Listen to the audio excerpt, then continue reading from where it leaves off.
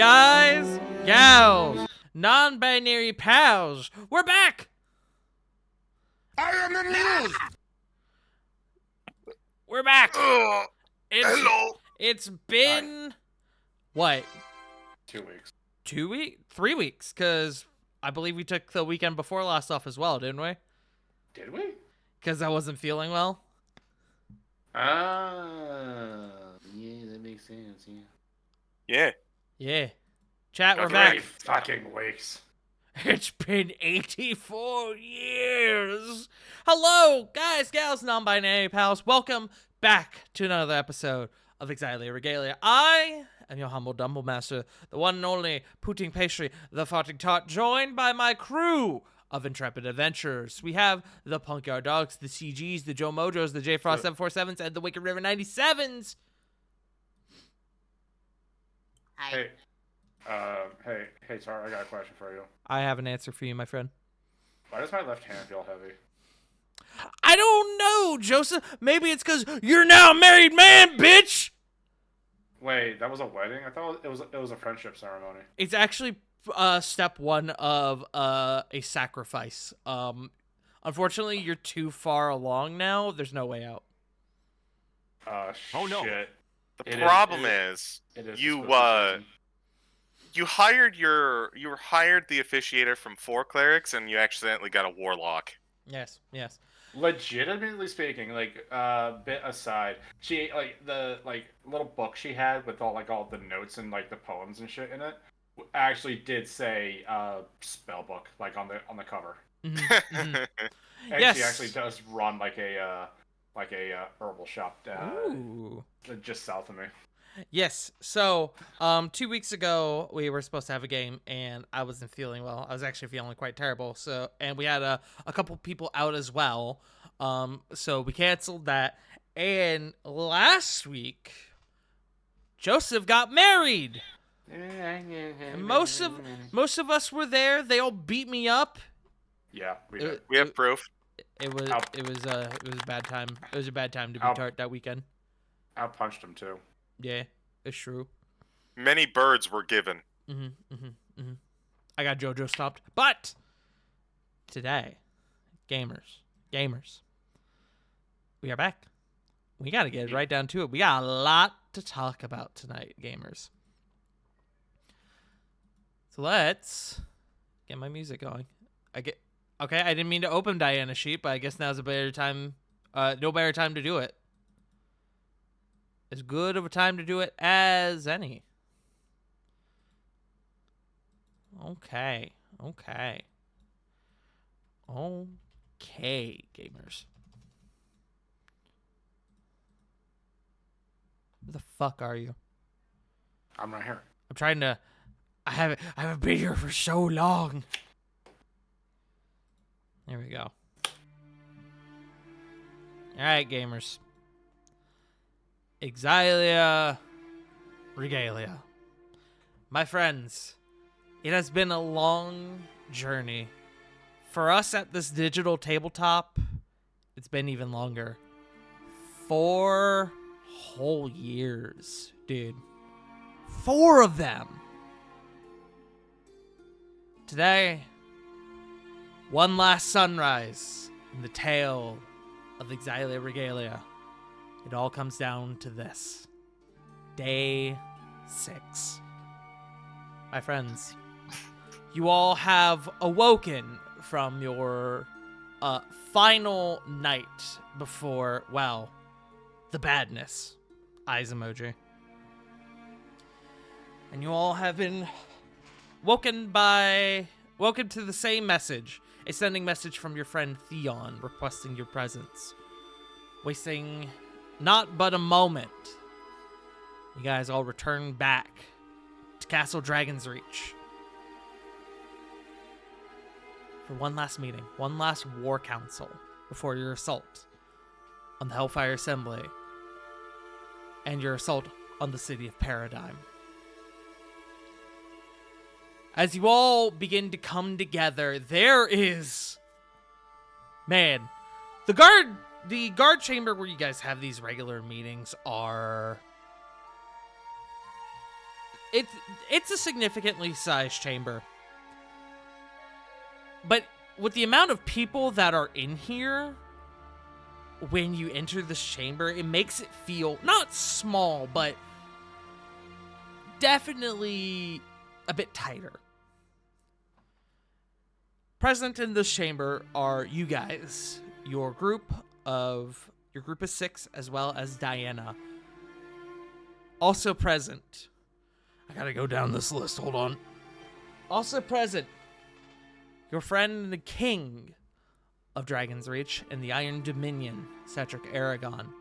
His new High General, Adriel Zeros.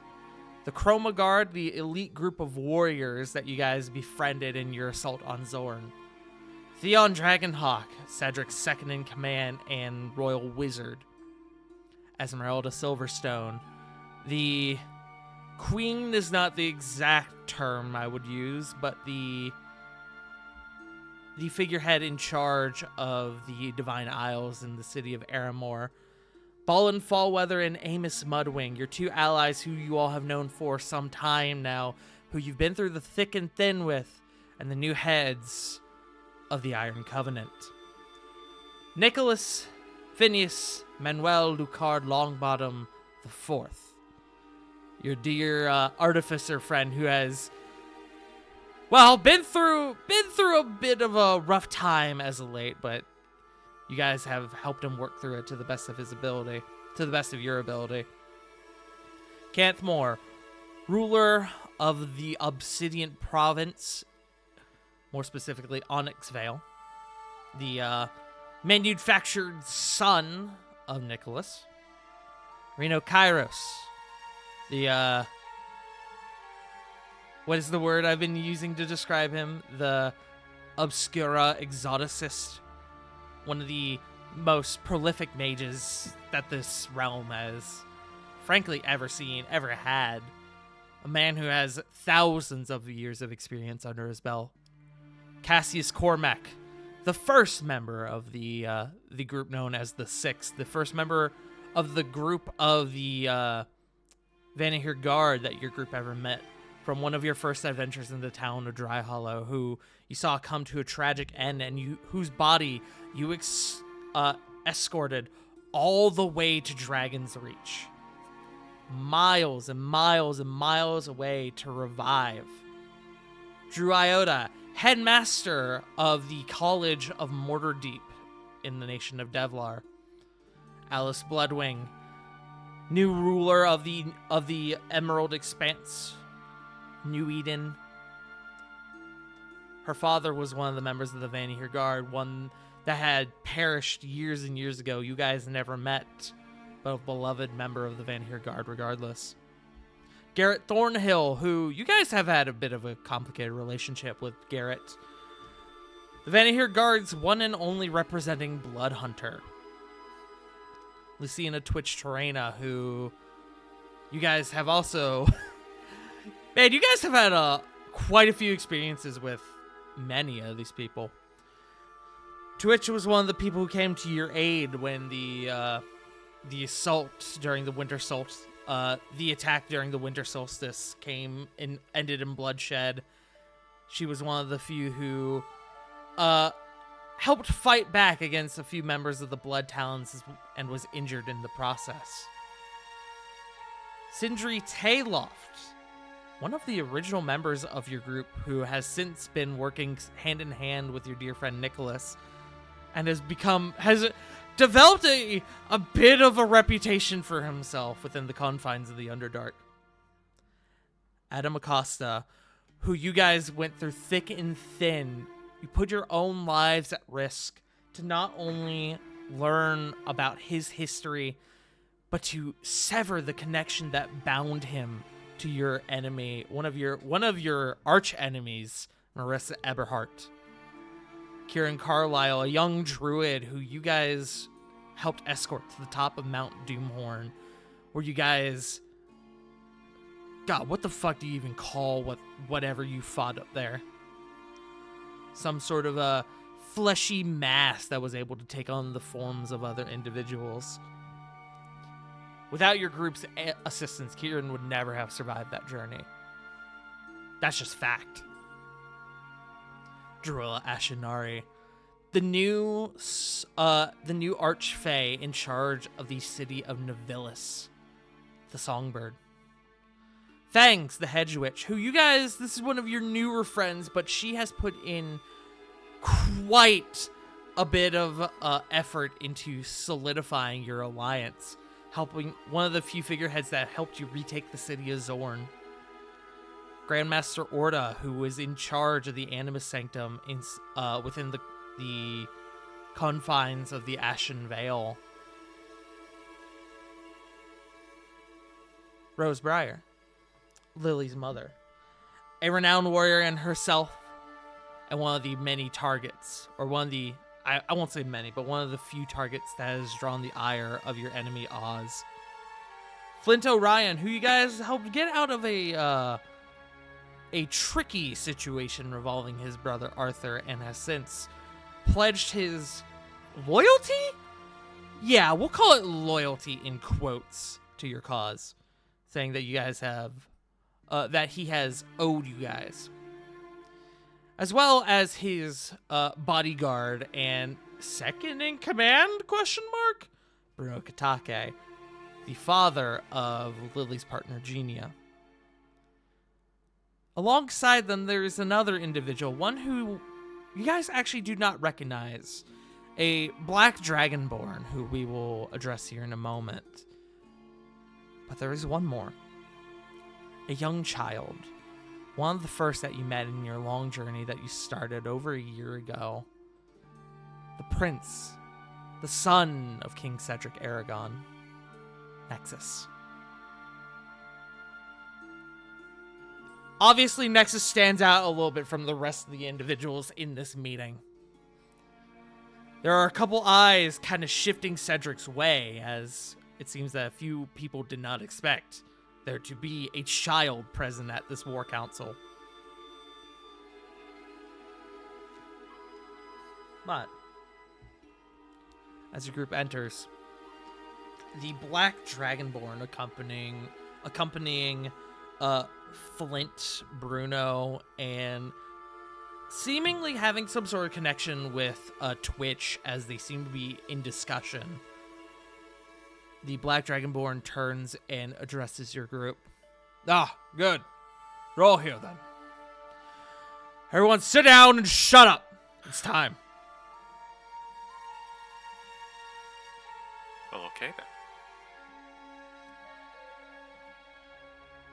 Let me find a picture of this man for you. Your ally in Flint Orion kind of says back to this Black Dragonborn, he goes, "Now, Rycidius, please, let us address the individuals in the room with a bit of, with all due respect, Mr.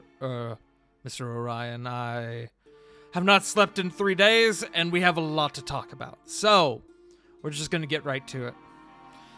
As Mr. Orion has already mentioned, my name is Rycidius. I'm the spy master for the Orion family, and I am the one who has spent the last several days in your objective paradigm. Myself, as well as my spy ring, as well as this one, Twitch, we have gathered as much information as we have been able to in a short period of time.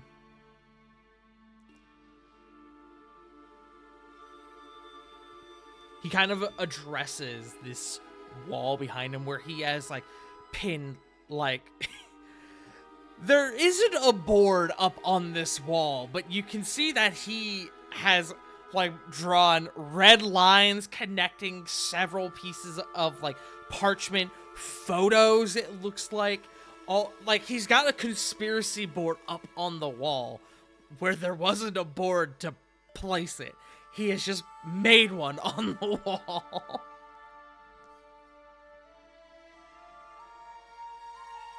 Before we begin, would anyone in the group like to address anyone else present?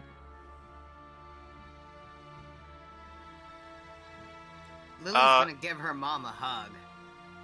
Heard. Hug acquired.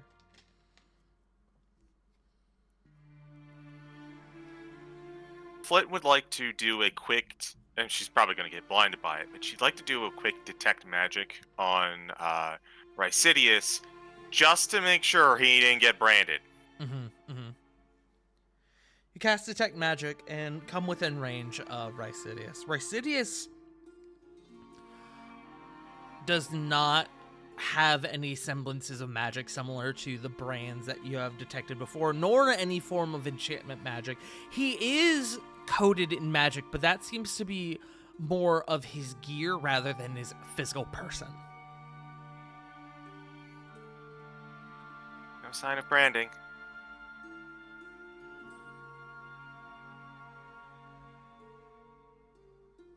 Anyone else?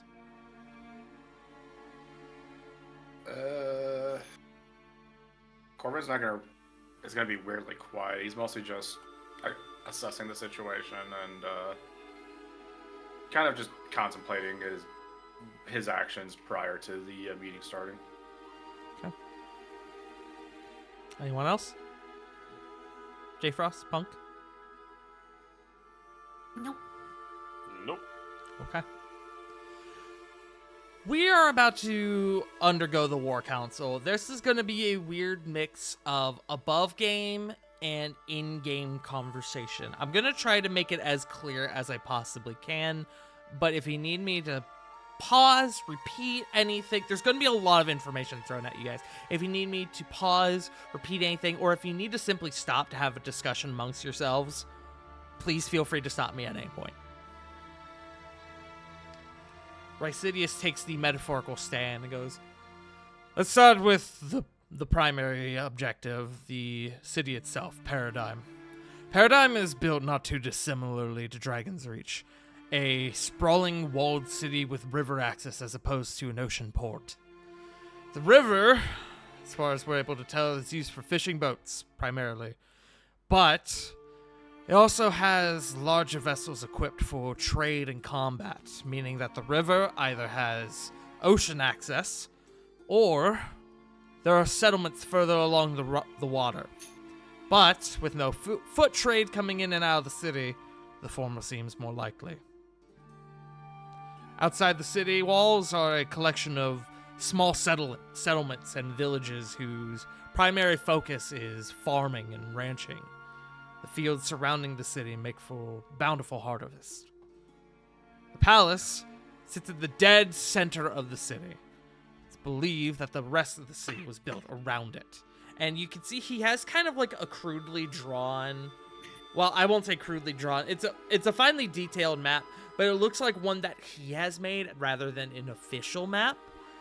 And he takes a red like piece of chalk and draws a circle right around what appears to be a large structure and set of spires right in the center of the city. Paradigm is on a bit of high alert right now. Apparently some farmer rushed in and started alerting the city blood guard about an invader on the city limits. I assume y'all wouldn't know anything about that.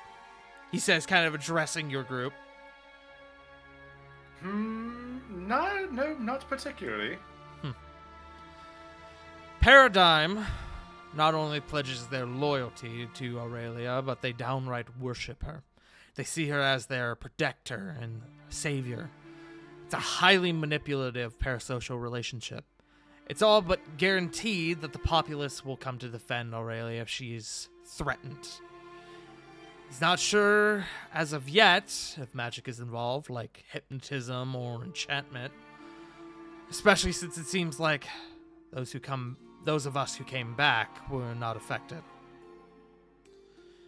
I assume... No, I'm in the wrong spot, sorry. You see, apparently dear Aurelia has been telling the fine folk of Paradigm for months, maybe even years, that one day mystic invaders would come to try and take everything they hold dear, everything they've ever known. And when that time came, she would protect them, but that they would also need to be ready to defend themselves. So, with that being said, if you're expecting to not have a fight with the local populace, I'd be a bit more wary.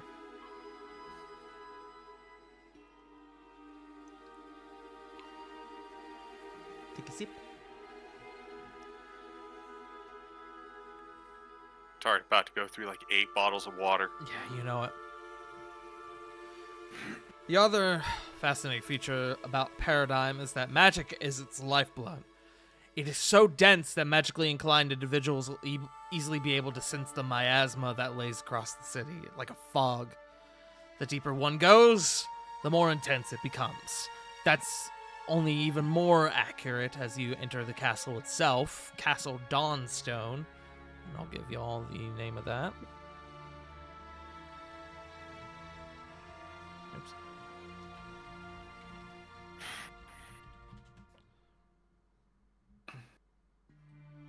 Castle Dawnstone and the complex that lies below it.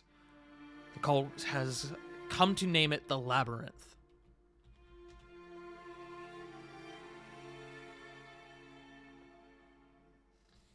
Any questions thus far?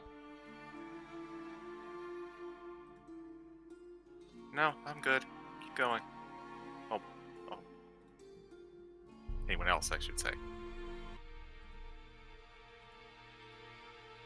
Oh, good. I got nothing. In terms of defenses, the city is cloaked via highly potent illusion magic, rendering it invisible from the outside. There's a series of arcane pylons, and you see where he takes this red chalk and he draws 6 red X's along various points along the city wall. Or sorry, not the city wall, but the outside the city walls, deeper into the fields. A series of arcane pylons channel this energy into a dome-like structure. The pylons also serve as perimeter bases. They're stationed just beyond the outermost parts of Paradigm, deeper into the fields surrounding the city. It is currently unknown if the pylons are the source of the illusion or if the magical energy is generated elsewhere and funneled through them. It can be presumed that destroying the source of the pylons, or if destroying the source or the pylons themselves will be enough to lower this barrier, and he throws up air quotes on barrier. However, it's unknown how many pylons would need to be destroyed to disrupt the illusion fully. Clearly, a Paradigm is hiding something and doesn't want the outside world to know about it, but that's a pretty easy assumption to make. As this man continues talking, you guys also get more and more of a deeper impression that this guy, knows what you're dealing with. You don't, with some of your allies, you've kind of have had to give them the rundown about the cult and, recent events. This guy seems like he's been in the know, he's been here since day one. And that's a spy master for you. Yeah, that's a little fascinating to y'all, but considering his title, it's not all that surprising. The pylons also serve as garrisons, each housing significant military detachments, including a commanding officer who reports directly back to command. We'll get to that. Much like the pylons, the castle or the city wall itself holds a significant military presence, towers and mounted defenses. Rather than Rather than standard munitions like ballistas and catapults, Paradigm wields a series of arcane cannons. And you see that he taps another, what looks like similarly to a blueprint, but it looks like he has, rather than grab the blueprint itself, he has a tracing of one. We've been calling them Lancers to defend the walls. You guys seeing the design of the Lancers up on the parchment before you, the blueprint before you, its design is not too dissimilar from the Hell Lance that you saw in Zorn. Though definitely,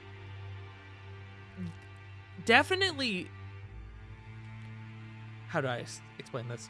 The design is dissimilar, but you can definitely see the inspiration. These cannons are able to conjure highly explosive ordnance, and they recharge in an interval of 5 seconds, making them highly efficient. However, there's a weakness. The Lancers are heavy and thus bolted down, meaning they can't be moved, meaning other resources will have to be used to fill holes in defenses, meaning that you guys can exploit that weakness. In addition, even with the effectiveness of the Lancers, once attacking forces reach the outer settlements, the cannons won't be able to fire on enemy forces without destroying their own structures, meaning they'll have to rely on foot soldiers and barricades, as well as standard munitions, to protect the territories closest to the walls.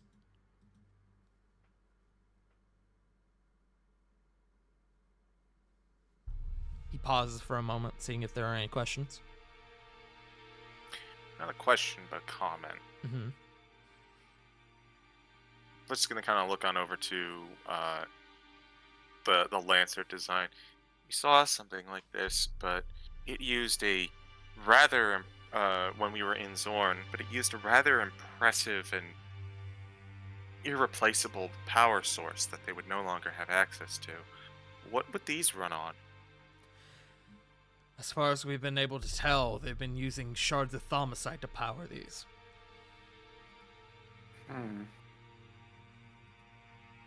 Not thaumasite. Sorry, that's a different setting. Kenasite to power these. Oh. I'm thinking of Bev setting, where we have similar magical gems, both that end in sight. Hers is thaumasite, mine is Kenasite.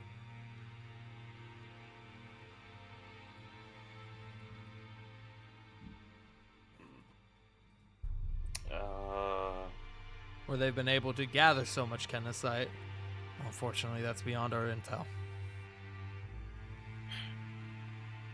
I have an assumption, but basically they have access to. They've been operating all this time in a continent that no one else touches. Only imagine all the stuff that they found. Exactly.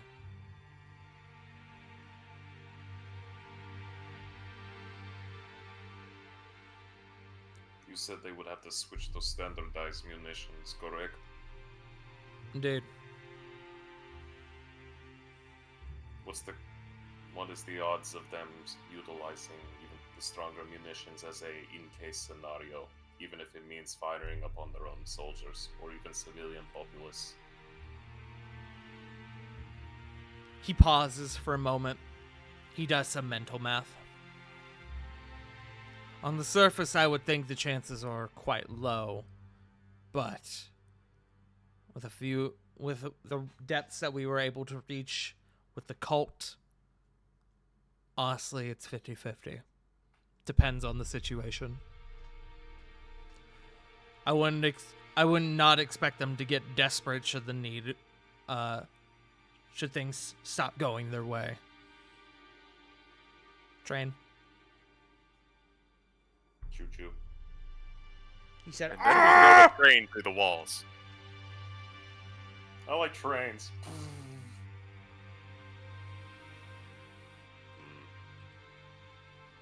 Assume, considering Lucian is the supreme commander of the entire armed forces, alongside the fact that this group has done enough, make those odds 60-40.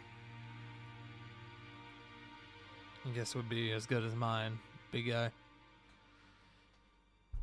There's one other matter that needs to be addressed. They do have possession of mounts. The most notable one is that they're flying mounts. They have a collection of drakes that they hold underground. We'll get to that.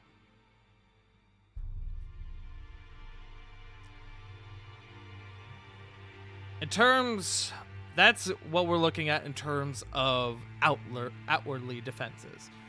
Let's take a look for a moment at the command structure. Obviously, Aurelia is our head honcho. Her rule is absolute, and those who work close to her are well known and highly respected. Lucian Silverback, as he starts addressing a collection of photos, question mark? Photos aren't like a real thing in this, but there's no other way to really describe it. Corbin would provide like hologram-like illusions to kind of put more of like a bust of each members of the Hellfire Assembly. Excellent.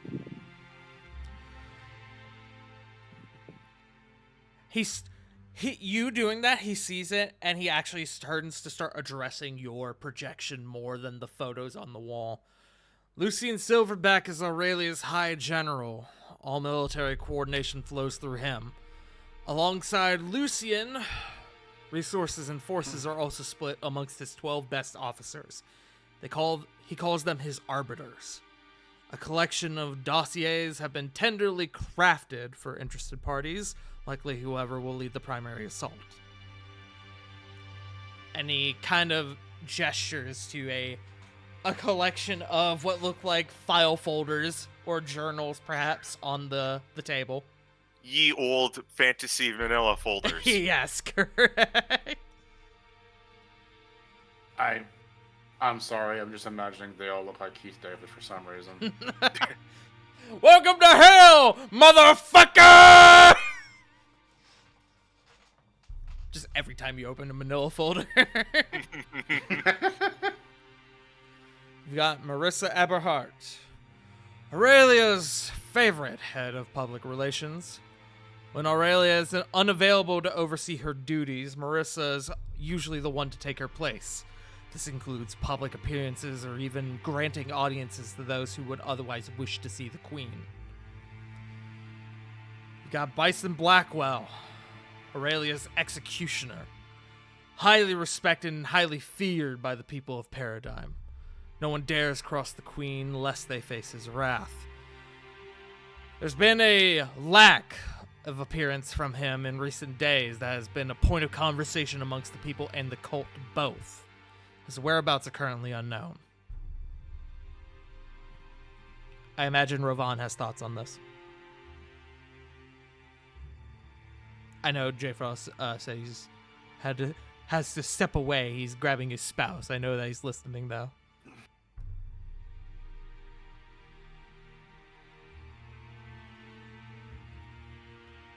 So I can imagine Rovan has thoughts. Smile. You've also got Elrock Nazir, Aurelia's devoted vizier and head scientist. In the public eye, he handles religious affairs, as well as praising the good faith of the Grey Lady, he says in quotes again. So, when Elrock is mentioned and addressed, it would be like that the normal illusion of it, but just ever so slightly whenever Rysidius is not like looking, there is like there's like a Groucho Marx glasses and mustache on him. You get the odd chuckle the first time that he looks away, and he looks back, he pauses. Then he turns back to what he was doing. But you're already aware that he's a twisted experimentalist with little regard for humanoid life. You've got Ariana Silverstone, the secret weapon. Supposedly, she's normally glued to the hip of Aurelia, but ever since your last encounter with her, she has reportedly been confined to an unknown location by Elrock. Field reports from Zorn suggest that he is trying to mend the connection that you fractured. Results are unknown.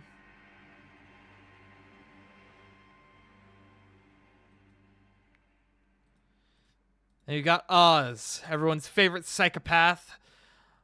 Well, he actually does not have that much of a reputation within the city limits.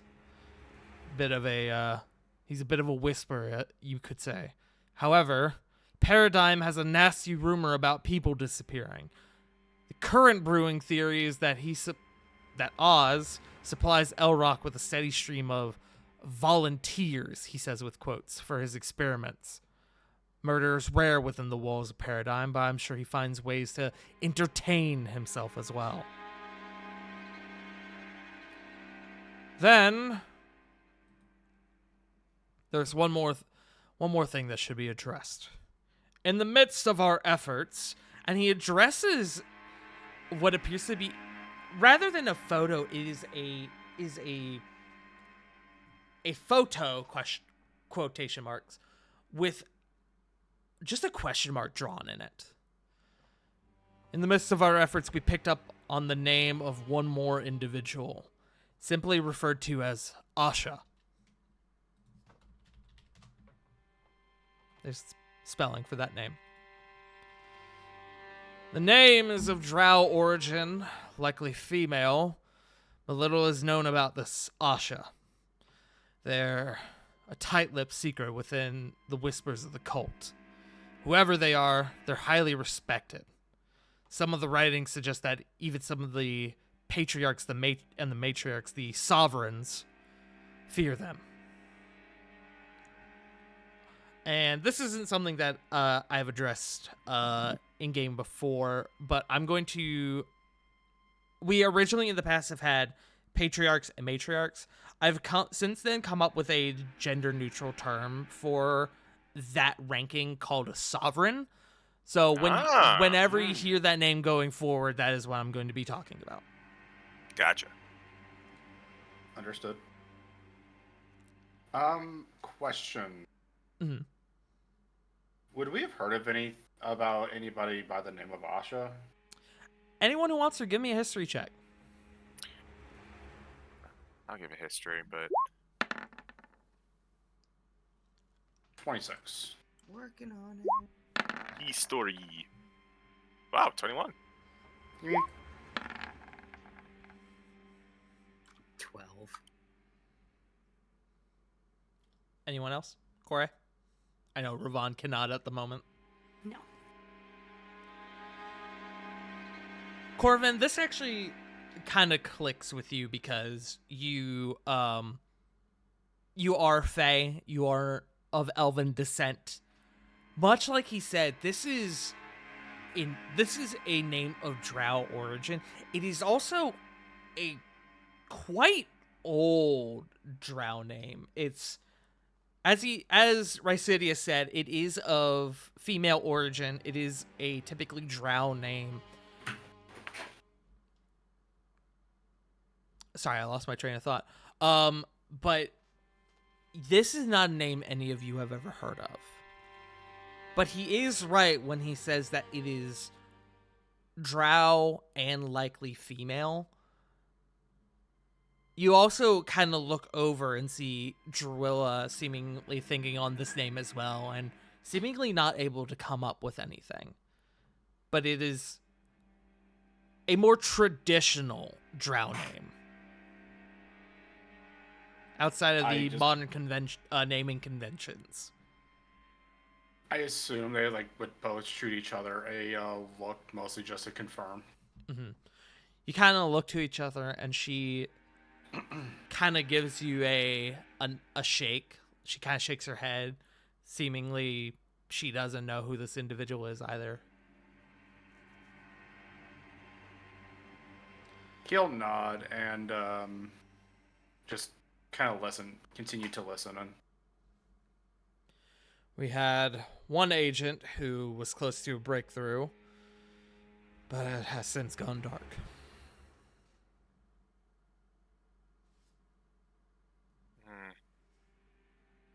Doesn't bode well. So whoever this Asha is, however important they are, I want to know about it.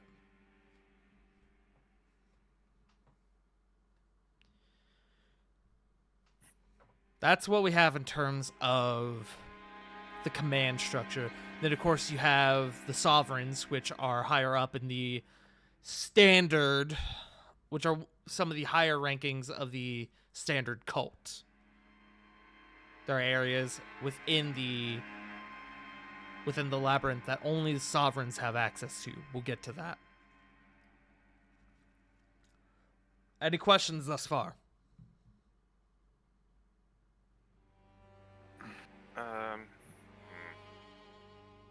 So, did... Sorry if I'm kind of hung up on this person. This drow lady, individual, Asha, was it mentioned about what the role was that they had? No. They've been... Okay. They have very little information on this individual, but it seems that they are highly respected and feared even by their own allies in the cult. Okay. Presuming that they're even a cult member. I have a bad feeling about that. I think you and I have the same bad feeling.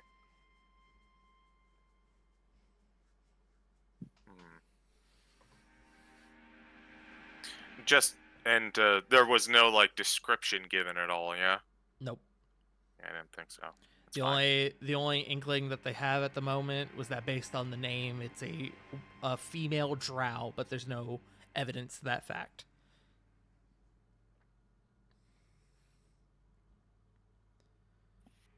Okay. This might be a transition into another topic altogether, but you mentioned that the sovereigns go down into the labyrinth and there's some areas that they are connected to. Can you tell us more about the labyrinth itself? Hold that what thought. I'm actually getting to that here pretty soon. All right. Also, I should mention, while you guys are having this conversation, you're watching as this entire time, Rysidius is methodically twirling a gold coin between his fingers with his right hand.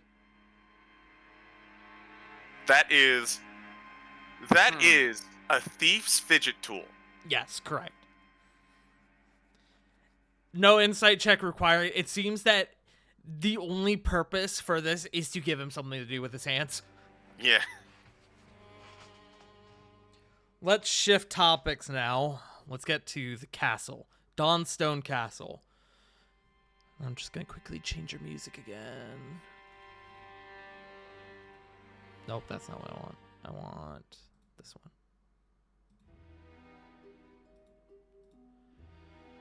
The castle itself has 6 above-ground floors, as well as 2 below ground.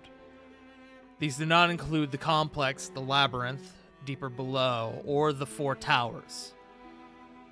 There are 4 towers, one to the east, one to the west, one to the north, and you can see he's making small X's again on this map of the central structure. And you can see that there are 3 designated towers that stretch a bit outwards from the structure itself. And then, of course, there is the central spire, dead in the middle. The castle itself has a secondary wall, equipped similarly to that of the city wall, though it specializes in defending against close quarters combatants. Murder holes for archers, burning oil, statue traps equipped with fire spells, that sort of thing. It also has a set of massive wooden doors to keep out invaders. These doors can be opened manually. There's also a current belief that there is a code phrase that only Aurelia knows that opens the doors magically.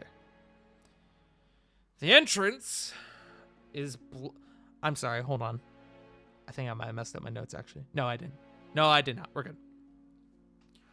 The entrance is blocked by a large courtyard and a series of 2 large iron portcullises.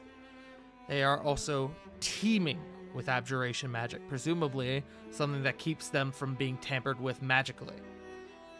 The gates are opened one at a time via chamber directly above.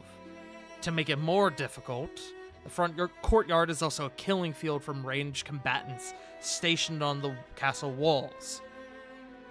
If somebody is able to access the gate chamber, both gates can be opened. However, someone would need to remain to hold gate access. To kind of above game paint that picture for y'all, because I don't have a visual display for this. So it's the castle has a outer wall, right? Mhm. There's a front courtyard that leads to the main entrance. Still following? Mhm. This wall extends around the courtyard as well. To get to the courtyard, there is a set of 2 heavy doors that need to be opened. Everyone still following? Yes. Mm-hmm. The doors are guarded by things like murder holes, statue traps, etc.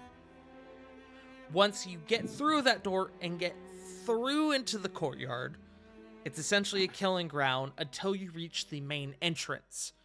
The main entrance has 2 large iron portcullises. Still following? Mhm.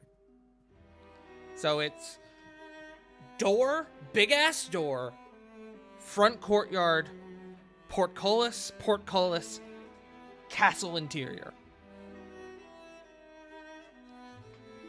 The portcullises, to open them, there is a chamber above them where presumably a set of levers and mechanisms are used to open the portcullises in one at a time.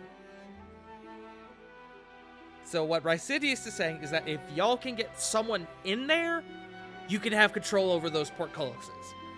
However, someone needs to remain in there to hold that access. Still following? Mm-hmm. So, this is a silly question, but is there like to kind of get into? So from where the portcullises are, is there like a way to like, I don't know, like see where? Is there a way to see them from like the outside?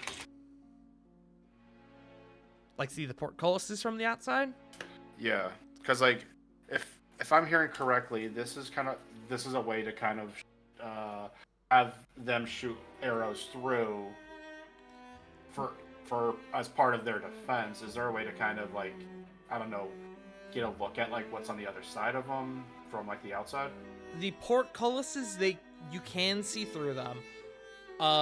The large doors that lead into the courtyard, you cannot. The only locations where you could see through the portcullises are either in the courtyard itself, which is a large courtyard, or from along the wall that surrounds the courtyard. Does that make sense? And apologies if I need a reminder. No, you're good. The only way to access the courtyard is through going through like the first gate then? Yes, so the courtyard is surrounded by the wall that also guards the castle. Mm-hmm. So I guess I should say the wall surrounds the entire castle. The courtyard is not part of the interior of the castle, I guess if I should say. It's in front of the entrance. But the only way to access this courtyard is either by going over the wall or going through the set of large doors. So, okay, so either going over it or going through it then. Let me actually, hold on. I might actually be able to just real quick make a quick thing for this. Give me a second. Let me, just to kind of help y'all have a bit more of a visual display. So, we're going to move to this page.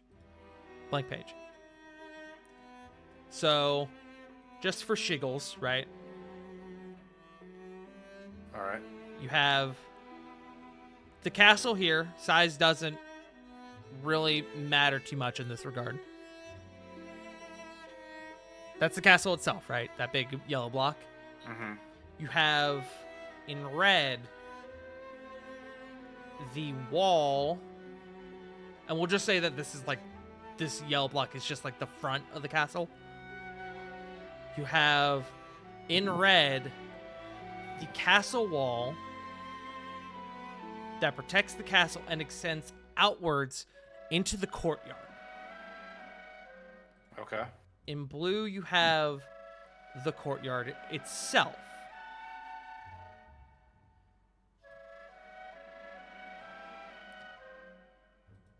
Then you have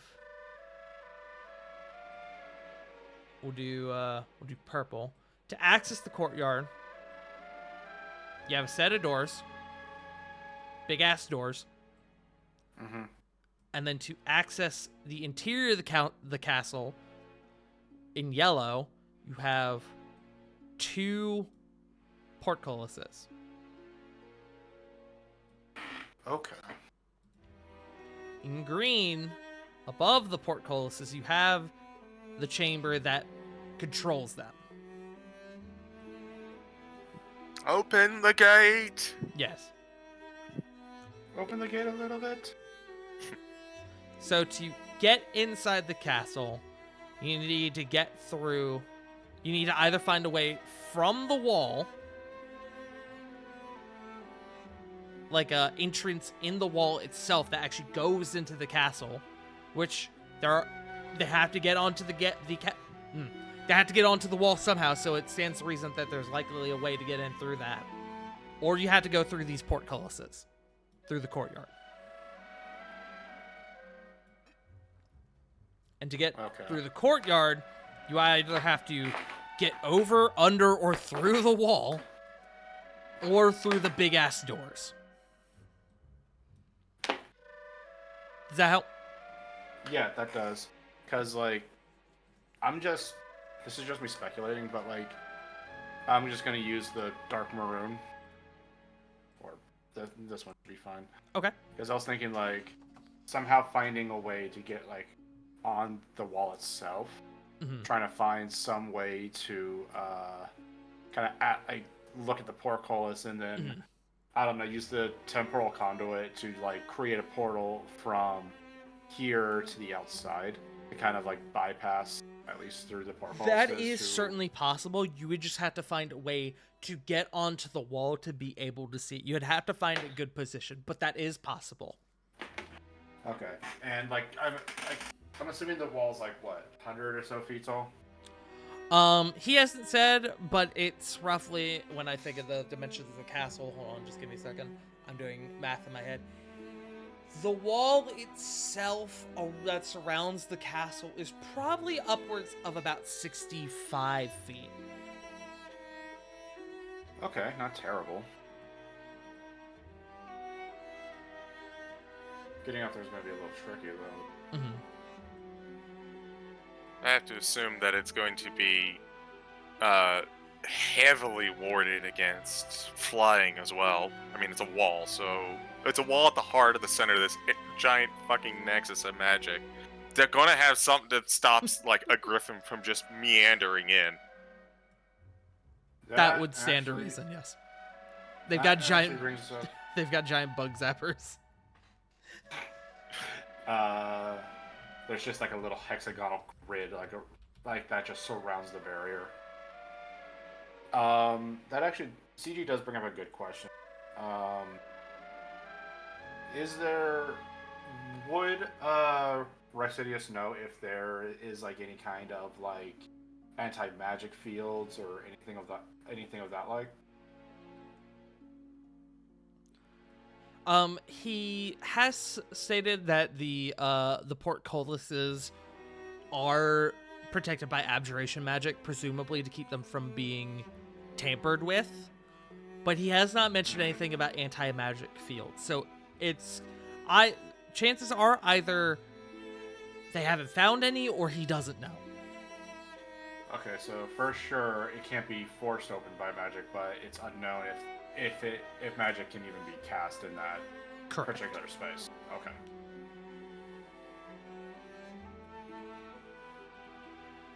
I've got that. Hey. Let me just real quick find back where I was in my notes.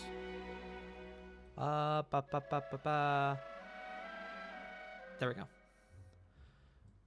Once you're through there, you then have the interior of the castle. Floor 1, the first floor contains the great entry, the guest halls, servants' quarters, dining hall, a chapel, and most direct access to the primary stairwells to access other floors. There's, in addition, a stairwell to the audience hall on the second floor. Most of it is pretty standard stuff. The servants' quarters also lead up to the second floor and down into the basement. In addition, there's also a private stairwell that leads up to the grand library on the 6th floor. We'll get to that. So, to just kind of, I'm going to put this in lore drops. Thank you. Just Yes. So I know, listed a number of things there. So, I should have actually spaced this out properly. So,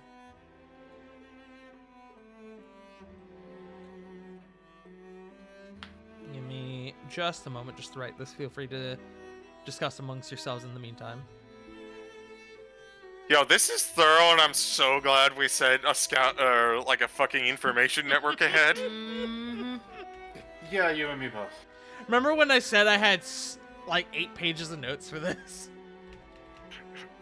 7.5 of them are just this guy's details. So, yeah, I'm just having to space this all out for y'all. Now, if you take a look at the on floor 3, it's actually kind of interesting. The architecture is actually kind of different from what they had structurally. They actually have a sauna on the 3rd floor. Fun fact. I mean, I've got a sauna.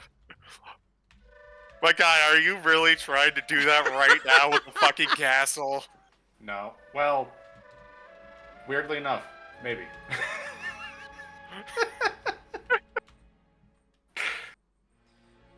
I'm just saying, does theirs have a sand pit? Mine does. Be more inclusive, idiots.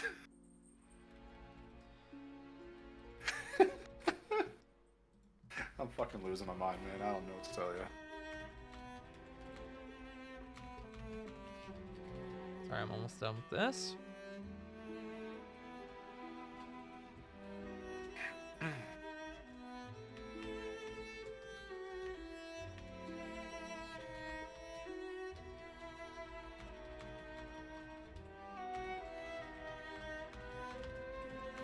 So, listed in lore drops, you have the first floor. The great entry. Hold on. I need to edit that again. I need to add my spacing. Oh, okay. My spacing is correct. It's just being a bitch. Thanks, Discord. You have the great entry. You have the guest halls. You have the servants' quarters, which has access to the 2nd floor in the basement. You have a dining hall. You have a chapel. And then you have primary stairwells to access the other floors. It's not mentioned, but these are primarily spiral staircases. Large ones. There's an additional stairwell that goes up to the audience hall on the 2nd floor. So you presume that is for public access. And then there's a private stairwell that goes to the grand library on the 6th floor.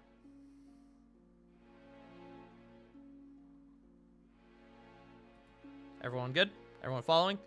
Mm-hmm. Mm-hmm. You have floor 2. 2nd floor contains the audience hall. It contains a guard's post. It contains an armory. And it has access to the walls and the gate chamber. So, let me do that. 2nd floor. And I know I say armory. I'm hearing Rovan currently sniffing his phone.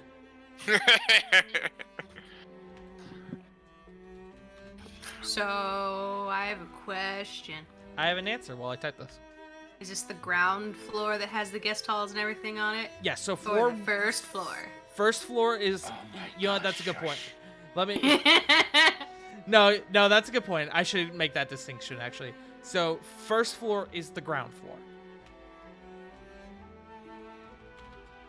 Do not cater to the British way of measuring floors.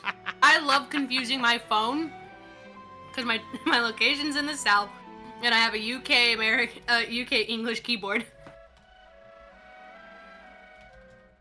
Adding unnecessary U's. S is for Z's, like sanitizing. mean ISING. Zed. He's got a point. Zed. Or H. So second floor, you have the audience hall. You have the guards post, which is essentially a garrison. You have the armory, and then hold on, I just accidentally closed my Discord. And then you have access to the walls and the gate chamber. Hi, Banui. Have you been looking for your cat?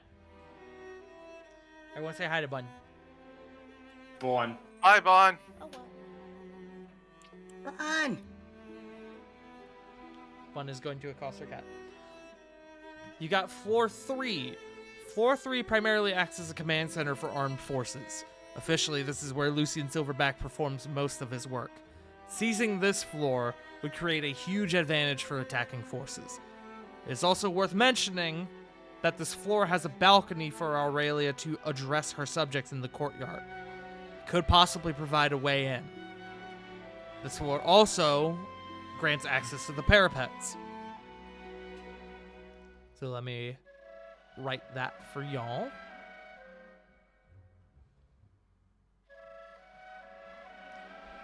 So you got floor 3. And obviously this does not speak to the exact layout of each floor. This is just the things of note on each of these floors. Command center. Balcony. Well, hold on. Courtyard. Balcony.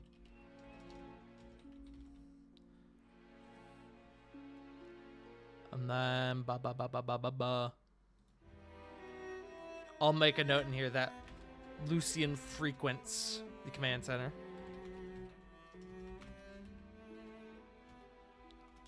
And then access to parapets. How's that look, gamers?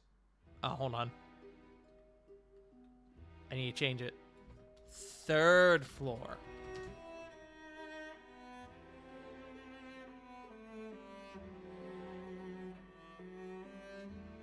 Everyone good? Yeah. The fourth floor is actually on the surface the most simple. On the surface, it provides access to the 3 towers. It's currently unknown if the floor holds anything else, but that is the most significant note about it. Fourth floor. Tower access. Above game, we'll get to the towers in a minute. You've got the 5th floor, which acts as Aurelia's personal quarters. Private dining hall, bedchamber, bath, as well as a treasury. This is also the only floor that provides access to the central spire. We'll get there. 5th floor.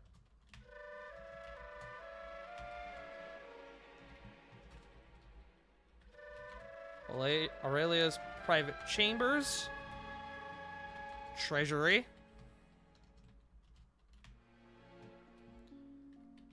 Central spire access.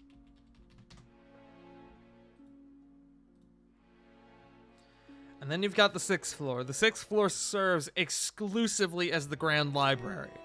Few have open access to the library. Even servants and cleaning staff require an armed detachment to accompany them. Anyone else requires permission granted via an audience with Aurelia. I mean, they've got some shit in there that they don't want people seeing, it seems like. I can think of 2 things of what that might be.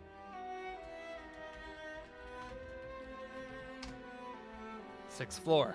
Grand Library. I'll actually make a note in here. Restricted access.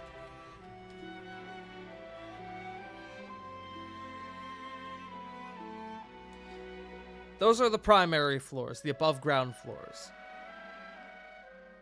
Going ahead and addressing the other things above ground, you have the East Tower. which, as far as is able to be ascertained, the East Tower serves as an observatory, tracking movements of the moon and star mapping. Moons and star mapping. Seemingly innocent on the surface, but evidence now points to the contrary, considering the current state of the moons. East Tower. Observatory. You've got the West Tower. West Tower functions as a bell tower. However, it's highly guarded, meaning the bell likely serves a higher purpose than one would initially believe. The bell rings each hour, on the hour, and can be heard well beyond the city walls. A few of my men reported feeling strange sensations that coincided with the bell's chime. It can't be a coincidence. Notably, the bell's chime cannot be heard within the confines of the labyrinth. What that means, fortunately, we don't know. West Tower, Bell Tower. Highly guarded. Magical, question mark? Chimes each hour. Cannot be heard within the labyrinth.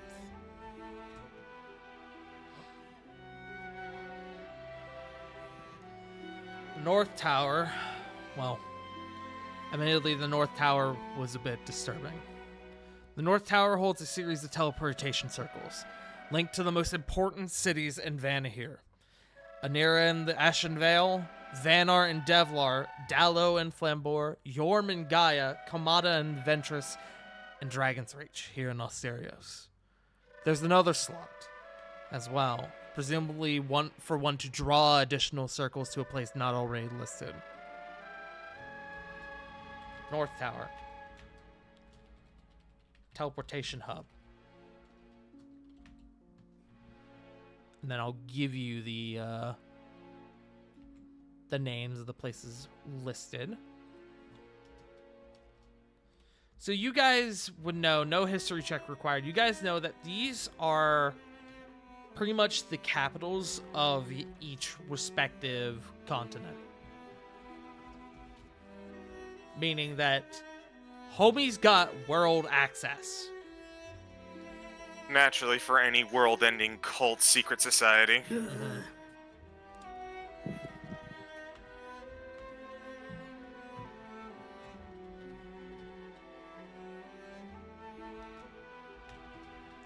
And then I'm going to just put for the N blank slot.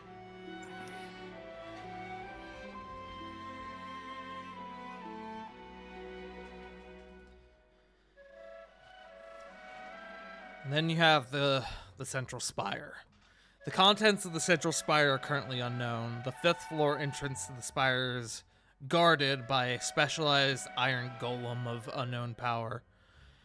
That's the only direct entrance to it. The interior also can't be perceived via the outside, and spells like scrying have had no effect. Whatever it holds, it's clearly important. Central spire. Unknown. I defaulted to the Pokemon name.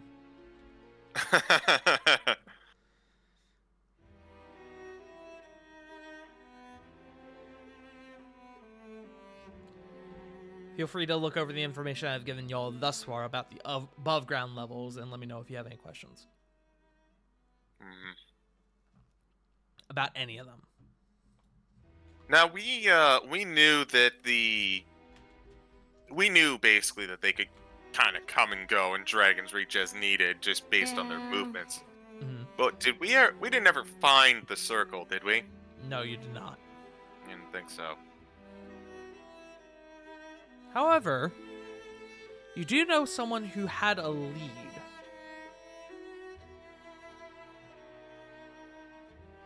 Isn't it the guard down by the docks? No, it was your friend Corvo. Ooh. We could reach out to him.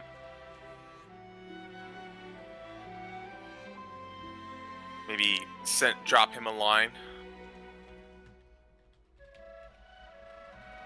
just making notes on this. Central spire unknown, guarded by a specialized iron golem, in quotes.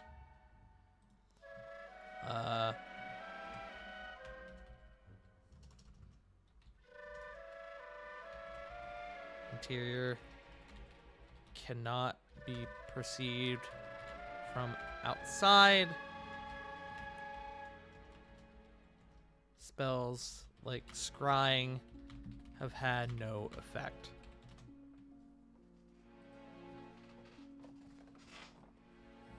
Also, welcome back, Joseph. Oh, he's not back yet. I saw him pop out in the game. Joe perished. Yes. Windows powering down song. Yes.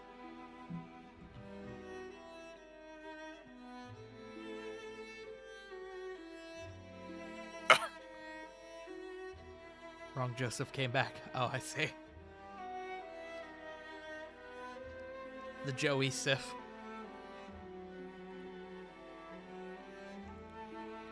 Any other questions thus far?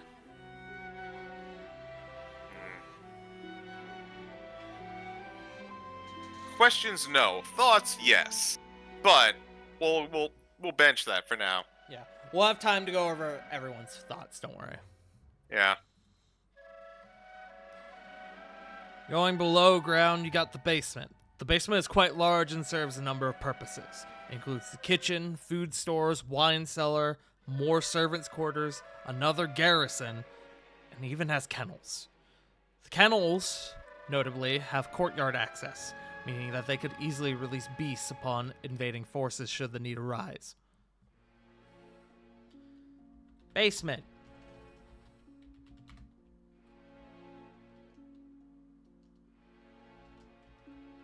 We got a kitchen, food stores, wine cellar, servants' quarters. I guess I'll put additional servants' quarters.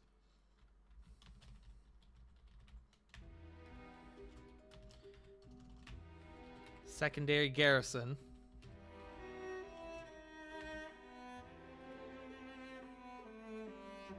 And then you have the kennels. And then, additional note, kennels have courtyard access. Any questions in regards to the basement? None so far. No. Actually, I guess I do have a small question. Are the kennels like hidden anyway? Are they set aside, or can you just kind of go to the basement and then like just kind of look around and find the kennels? The kennels have their own chamber in the basement, but no, they're not hidden per se. Gotcha. If somebody were to stumble down there, which it sounds like that is a very rare case of happening, but if somebody were to make their way down there, they could easily find them. Going deeper, you have the catacombs. Aside from providing entry into the labyrinth deeper below, the catacombs also serve as a place for the cult to practice their necromancy. The public is obviously unaware of this. The public does not even... I doubt the public even knows that that the castle has access to catacombs. Most of the dead in Paradigm are buried in the graveyard in the north quadrant of the city. Catacombs. Necromancy practice, Smile.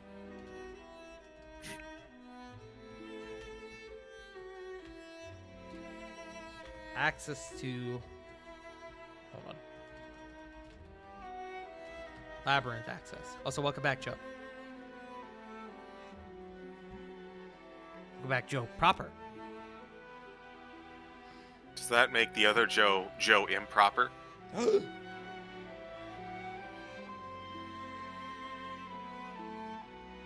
I guess I could put an additional note in here.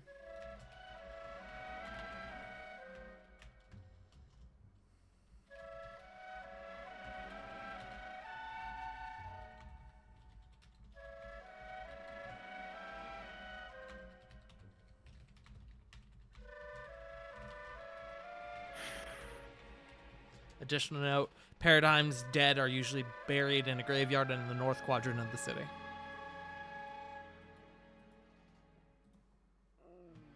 Oh god, I just let out a huge burp. I'm so sorry, chat. Okay. That is all the floors of the castle itself. Any questions before we dive into the labyrinth?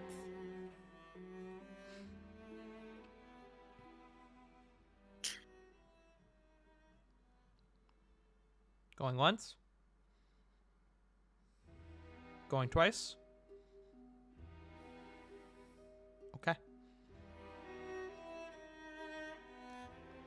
Now, going deeper, we get into the labyrinth.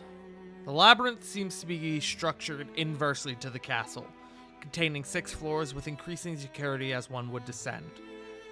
The first floor is for primary occult operations, training, armory, meals, room and board.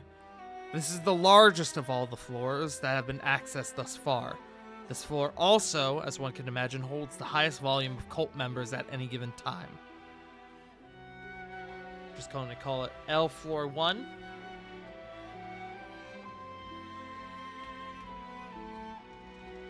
Primary cult operations. Joe has perished again. Unfortunate. Stupid Undercity. This place is stupid.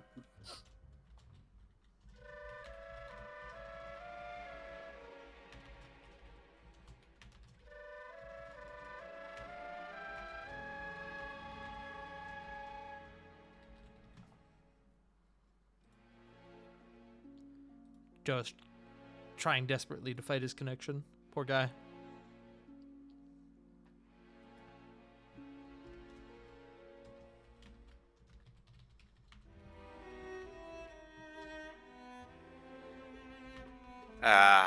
Unfortunate. Oh, poor Joe. His Wi-Fi died.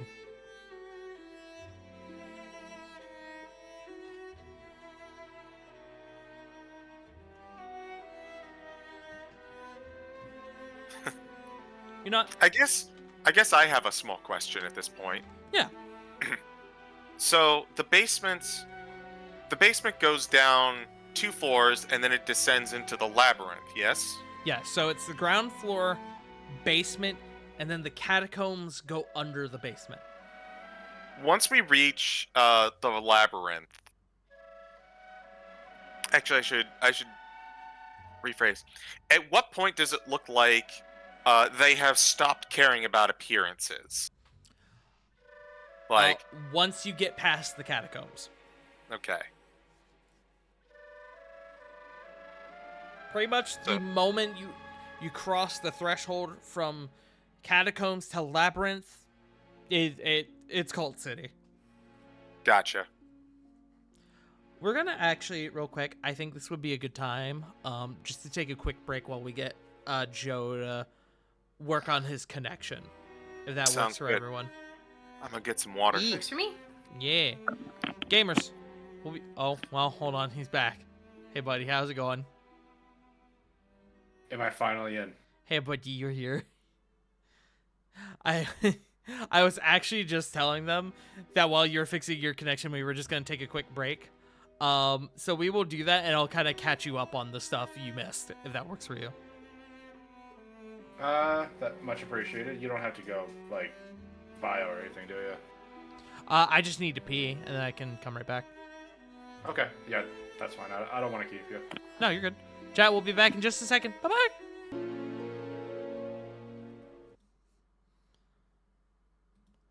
And we are back. I want to hear Thor speak. I love It's- Thor. See, the funny thing is, it's never a bark. It's usually just like a kind of deal. Alrighty. Aw, Smokey, you tried. That's so cute. Joe is back from the void.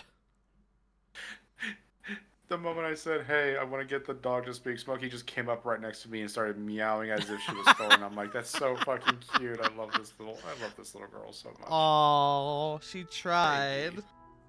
Such a baby. I do it too. I do it. I can do it. It's not the song that I wanted. Let's see. Hold on.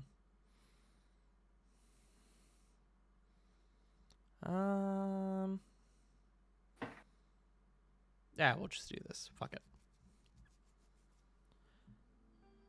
So getting back into it. Last we touched on was the first floor of the labyrinth. I believe we, over the course of the break, came up with a few questions that wanted to be asked.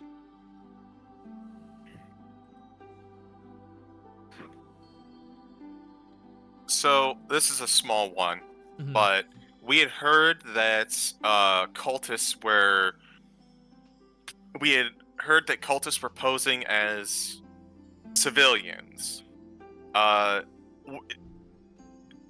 Did they confirm that once they got down to down in the lower floor and seeing definite cultist activities? You're close. The members of the Hellfire Assembly also take on the duty as the city's blood guard. The city guard, the military presence in Paradigm, and the cult are all one and the same. So we should assume that the civilians are actual civilians / fodder. Seems likely. Okay. They're cattle, Smile. Let's keep going. Understandable. Well, actually, I guess, does anyone else have questions?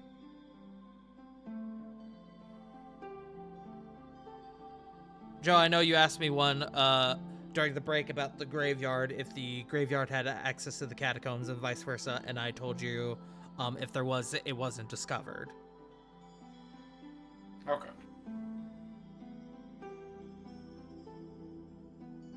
Anyone else? Great. Let's keep going. The second floor of the labyrinth.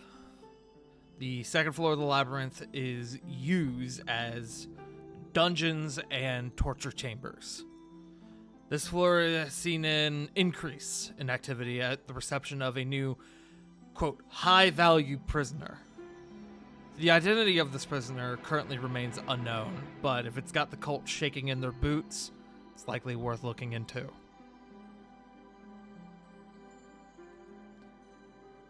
Typing. Labyrinth floor 2. Dungeons, Floor 2. torture chambers. Is just how I'll write that. New high value prisoner was obtained recently.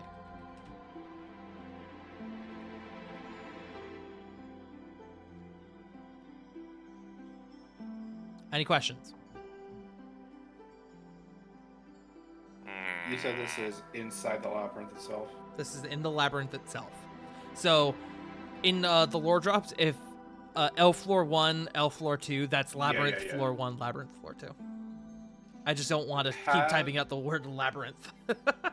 Yeah, it's a hard word to say. Oh, sorry, to spell. Oh. Yes. So, given that they have spotted these locations, is there any kind of map or anything, or any kind of directions to get to any of these rooms? There are some general floor plans, but the floors itself seem to be pretty open plan. You won't need a lot of directions to access a lot of these chambers. Ah, okay. Because Any that need more specific directions, whenever it becomes relevant to your party, I'll make mention of it. okay. I'm just gonna make a note for myself for afterwards to get, I guess, the any kind of like floor plans or anything like that when it comes to the labyrinth itself, to try and get it memorized for the battle. Any other questions?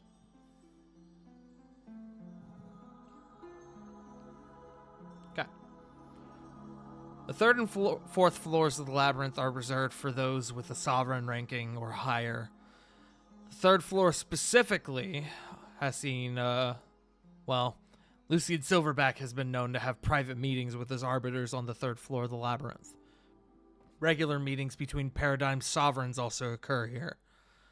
In addition, there's also a wing on this floor that only Lucian has been seen entering. It requires a keystone that only he possesses. Unfortunately, we were not able to get access to it. So those contents currently remain unknown. Labyrinth. Floor 3. Meeting place for Lucian. Well, actually, I guess I should hold on. Private command center. Because that's more accurately what it is. Place for Lucian to meet his arbiters. Actually, hold on. Floor 3, note. Restricted to sovereigns and higher.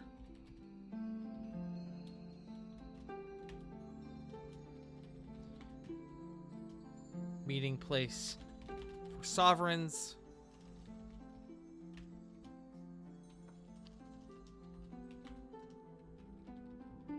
I misspelled sovereign twice there. That was fun. Another hard word to spell. Yes.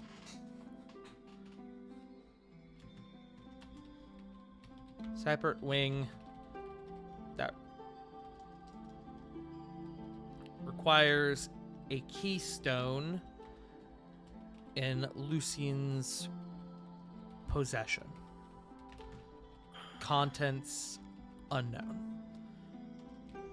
For keystone is not a term that's come up a lot in this game, so I guess I'll address that. So there are keystones, which are essentially enchanted gems that are connected to specific doors. If you imagine a key card, right? It's that, except a rock. That's the simplest way I can describe it. We haven't had to deal with a lot of those, but those are a known commodity in the realm of Vanaheer. Keystones are used typically for increased security purposes.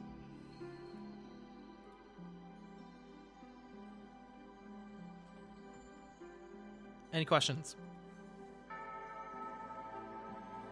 Is it one of those like just touch the keystone to like a specific like wall kind of things, or is it like you have to insert it to get it to open? It could be one or the other. It depends on the designer itself. The most common version of it, though, is that the keystone will be inscribed with a rune, and then the one who possesses it will have to place that rune up against the corresponding rune for the door it's connected to. So it's like the key cards for the magnet locks. Yes. Very much so, actually. This is how you get into your hotel room. I was gonna say we actually use that to get into the building for my job. Mm-hmm. We're gonna go in, and it's actually a private room, and the headboards are stapled onto the wall. I'm just saying, if we grab the keystone, we just gotta make sure that we keep our cell phones away from it, because it. True. Keep your sending stones away. Oh, I'm gonna make that a thing. Keystones and sending stones interfere with each other. Oh, I'm doing that. Hold on, I'm writing that down for later. Alright. Continuing. The stupid shit that falls out of my mouth, I swear. The fourth floor is what gives the cult their access to the creatures known as the Orion. They have access to some of the deepest layers of the Underdark from what we're able to tell. This is likely where they've been getting their supply of monsters. Destroying this chamber is vital to keeping the Orient out of the fray, and should therefore be considered a high-value target. This is also where the cult infuses the blood of the Orient with innocent folk, making more hybrids and monsters. This is likely how they discovered the method of creating artificial orcs and monsters that have been seen previously. There's also, from what we've been able to tell, this is also where they've been performing experiments for Project Returnal.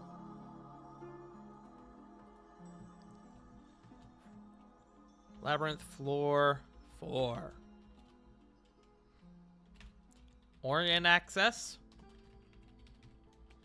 Underdark access. Orient experimentation. What I have been lovingly referring to as the infusion pits. Ugh. Listen, as long as you're not calling it a breeding chamber, I think we're good. And Shang Tsung's flesh pits. How many of you would in Orient? No! Look, some of y'all are freaks. I don't know. Staring at one specific person in this call. I would invent a new verb tense for would not for that instance. But, oops. Sorry, chat. Just fucking pulled up my intro screen. Mako, thank you for the raid. Appreciate it. Meko. Floor 4, as I mentioned before, Orient access, Underdark access, Orient experimentation, infusion pits, and Project Returnal.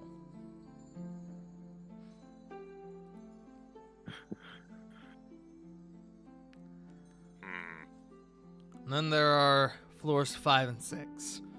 Unfortunately, we were not able to gain access to these floors. They're reserved exclusively for Aurelia and those closest to her. Presumably, if she's conducting a ritual of such magnitude, it's likely being done on these floors. There's also reason to believe that that the personal quarters of the Blood Talons reside on the lowest levels, such as Elrock's lab. Though these are merely assumptions. That bitch.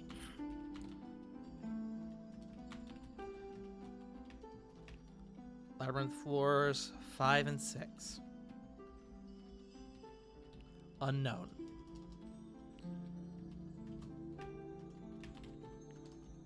Current theory. Hold on. Current theory. Ritual chamber. Blood Talon quarters.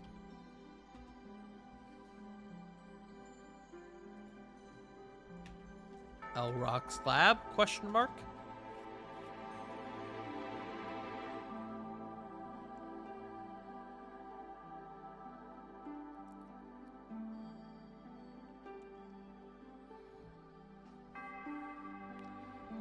That's what we were able to retrieve in terms of the castle itself, as well as the labyrinth. So, the next immediate question is, how does one enter the labyrinth? Well, the most direct route would be through the lowest floors of the castle, Castle Dawnstone. This obviously involves the most risk, but this would provide the ability for your forces to watch each other's backs. Access to the basement could also be granted through the kennels. One would need to get into the courtyard to access it, so it isn't much better of an option compared to going through the main castle gates. There's a third option. If the Dragon's Reach teleportation circle could be found, and we have very limited time to do that, a small team could use it to infiltrate Castle Dawnstone via the northern tower. The only other option that we've determined would be to infiltrate the Grand Cathedral in the eastern quadrant of Paradigm. Elrock has built an arcane gate, likely one that takes him to his laboratory. The downside is that it would take a powerful mage to access it, and even then, it would only allow a small team to infiltrate it. This also would be taking away forces from the main assault. So, let me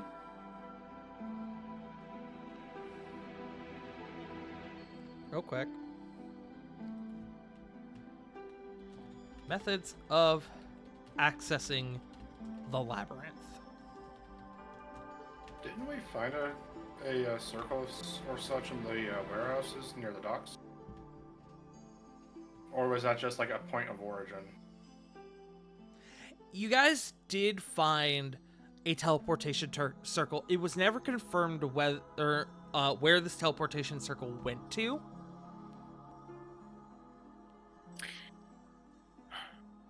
Corvo was looking into the teleportation circles. He might have a lead. Mm-hmm.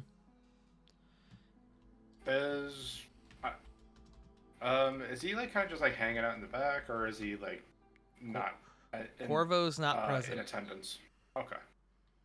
Y'all, unfortunately for him, he was never recruited. Unfortunately for him is a way of saying fortunately for him.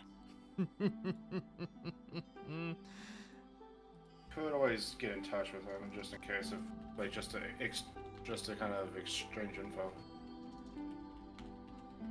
Because that is not a man who just sits on the couch. No, that's true. Correct.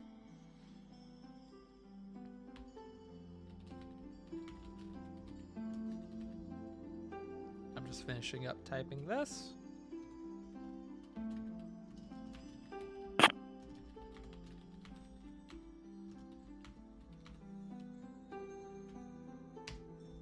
Methods of accessing the labyrinth. The main gates, access to the basement through the kennels, the Dragon's Reach teleportation circle if it can be found, and the Arcane Gate, as I wrote, within the Grand Cathedral.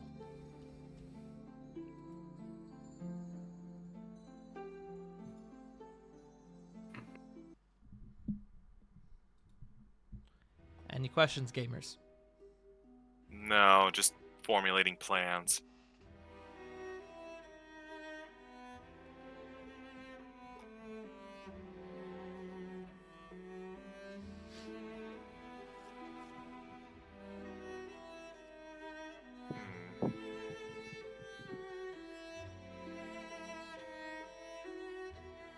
Does it look like he has more to say? At this junction, no. Okay. Would be all right to kind of take the lead from him then. Please. right. Spare my voice a bit more.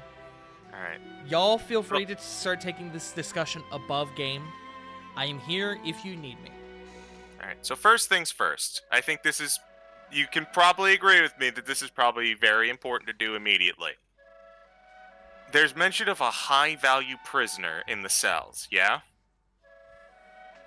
Yes. You know what that tells me? That tells me that Oz grabbed someone again. Mm-hmm. I think it's critical at this juncture that we do a shapeshifter check. Certainly on everyone here. Yeah. I can pop True-Seeing. Would you like to do that before we proceed further?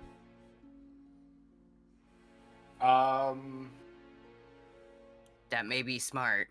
Let me known that these are resources you will be burning before the assault begins.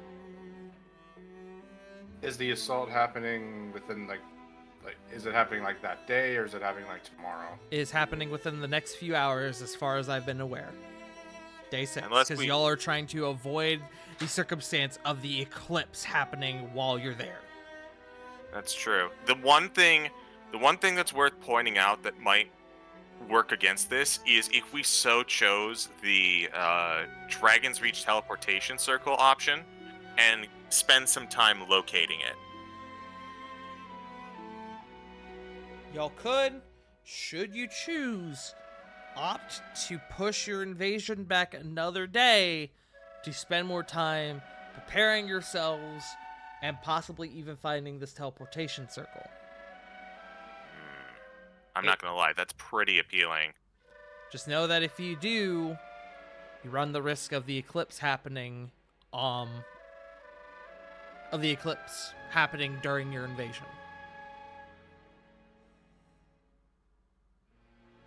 Let's circle back to that, because that's a big discussion. Yes. Let's focus on I'm just making Uh, sure y'all are yeah. aware. understandable. But I think first things first, gotta do an Oz check.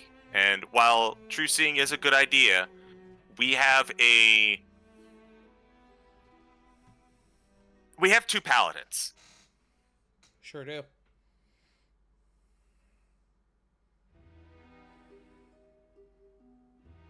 Oh, Oz well, does never mind. You have no paladins. Oz does classify as undead. Do you see what was happening in general? I do.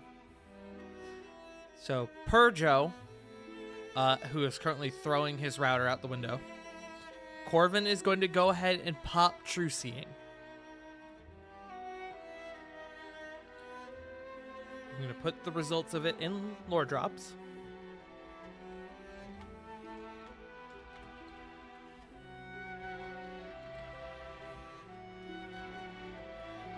Results of Corvin's True Seeing.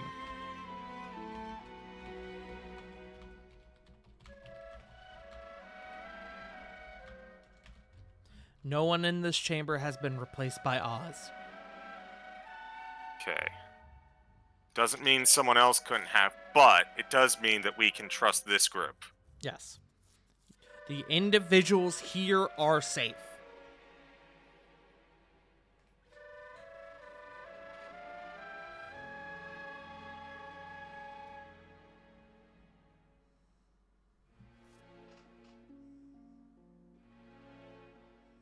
Okay. That's worth the price, if you ask me. Especially because buff game. Corvin's absolutely going to be getting one of those full rest slots. True Seeing lasts a while too, so. Yeah. Okay. Well, it lasts an hour, but. All right, guys, let's go. Go, go, go, go! Okay, so while Joe is dealing with his router, so if everyone's safe in here, let's take care of something that I wanted to do now that we have everyone. Except for Joe. Yes, but like, flit all of the NPCs. Yes. Okay. Hello, Joe. Hey, buddy. I don't know if you're back here. I will fucking commit a fucking assault that will land me in some form of Skynet prison. You think Skynet has prisons? That's... Where do you think it's going? You will make them event Skynet prison. I will fuck... I'm just saying. They're like, oh yeah, we're just gonna take him in alive. No. Right then and there. No, that's the level of violence I'm willing to fucking achieve right now. To touch on the follow-up question you had in regards to the True Seeing. So, 1, no one in this chamber has been replaced by Oz. Answer to your follow-up question, no one is currently under the effect of an illusion. Okay. Alright. Flit would like to take this opportunity. Start plucking hairs. Yeah, she would like to start plucking hairs. Hairs, scales, whatever. Point of order. What you go to get from Canthmore? A rock? Is there a I piece don't of- know, actually. Is there a piece of, like, scrap? Like, I don't know, is he, like... This sounds weird, but is there, like, a piece of, like, his body that can, like, you know, chip off? Well, actually, better question. Does he classify as a humanoid? He does not. Yeah, so I can't get anything from him anyways. But in terms of that, you are able to acquire the component for reincarnate from everyone in this chamber, which includes, but is not limited to, Bazingas.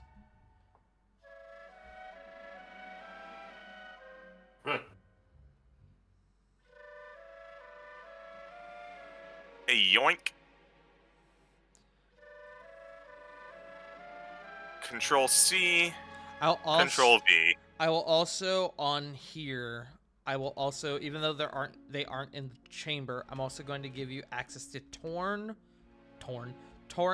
Ein, and Ludric from the Animus Sanctum. It still concerns me that next is on there. I trust in Tart not to kill his child. My dog? Wait, no, you already killed one of your children. Never mind. My dog?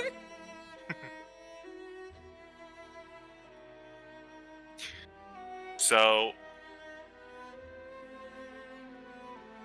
here's my okay. So I'm thinking that we just go over all of the stuff that hasn't changed with all this new information real quick.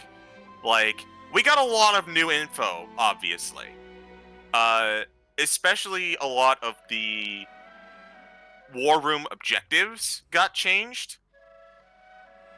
But I think it's probably worth talking about and just writing out a few of the things that we can probably go ahead and set aside as this new information doesn't change much, which is probably the home team, the civilian team, and Cedric coming with us. Yes? No?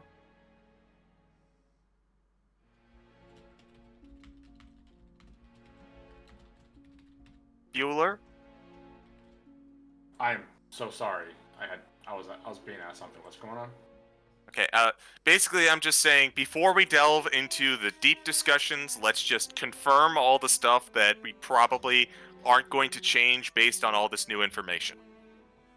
Okay. Which, as far as I can tell, based on what we've got, and you all are fine to challenge, is the home team, the civilian team, and Cedric coming with us.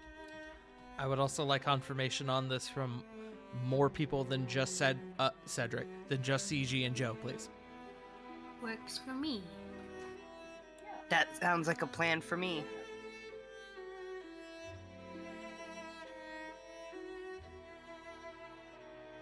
Okay, I'm locking it in then. Home team, civilian team, members undecided as of this moment, but I'm locking in that Cedric is going to be going with your group, Yes. as well as Nexus. Mm-hmm. He needs... Because he's not letting Nexus out of his sight. Yeah, and I have a feeling that Cedric would like to have some words with his wife. Smiles. I love his Why wife. All of his wives in one place. They're both right there. I'm remembering a certain scene from Invincible.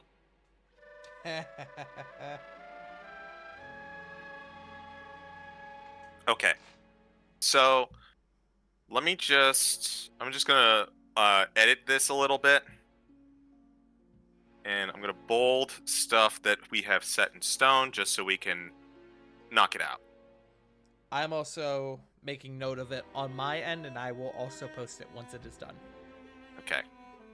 So I guess the first thing to talk about, based on the, I guess the first thing to talk about is our main forces. It sounds like if we go in towards the, like the strong end, the army v army, we're gonna have to deal with the civilians. We're gonna have to deal with the lancers. We're gonna have to deal with the courtyard and the door leading to it. So that's at the very minimum. Outside fighting, inside suppression. That's Cassius and everyone's team, and then the kill box. Thoughts?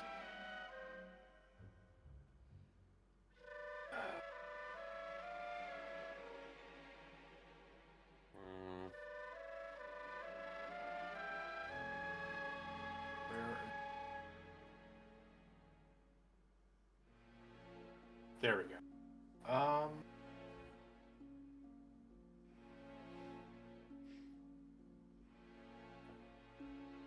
Sorry, I'm just trying to figure. Yeah, sounds good to me.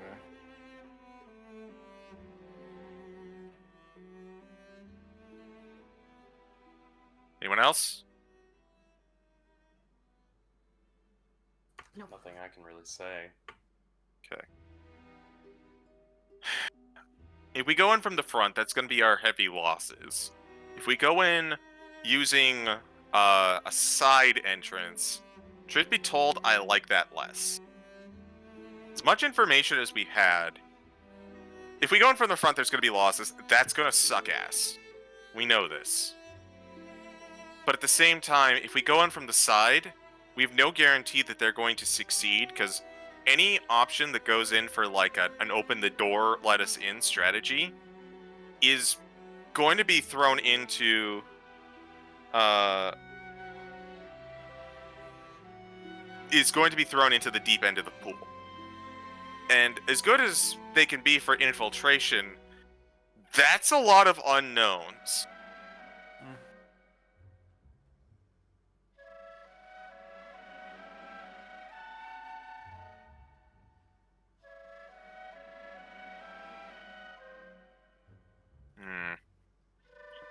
Alright.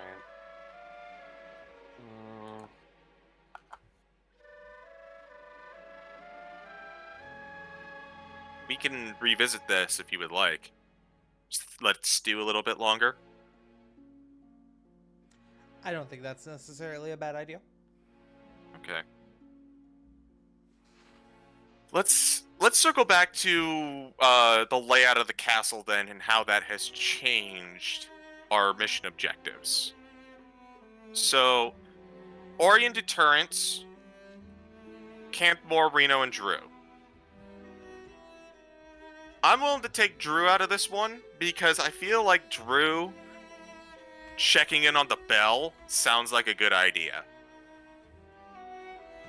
I'm kind of inclined to agree, especially with the Orion being situated that far down, like into the labyrinth.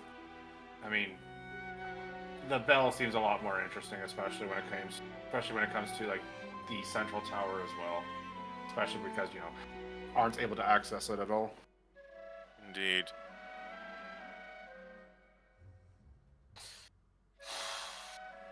So I'm gonna edit the original post. If everyone's okay with it, I feel like we can safely add check on the bell and release the prisoner. Okay. I thought the prisoner was in the labyrinth. They are. If I may, I think a excellent step to decide on right now, rather than who's going to be on what team, I think you should lock down what your teams are. Mm-hmm. That's the thing, is that we have to figure out what objectives to hit. And we've got check on the bell and release the prisoner as new ones. Yeah. So we'll have to allocate resources to them. So I have currently, in terms of objectives, just because I'm marking them as they come up in discussion, I have home team, civilian team. I'm gonna just mark primary assault team as whoever's gonna go up, like storm the castle itself or storm Paradigm itself. Orion Deterrent. I now have check the bell team, prison team, and then your group. That group is the only one locked in with Cedric and Nexus. Sounds good.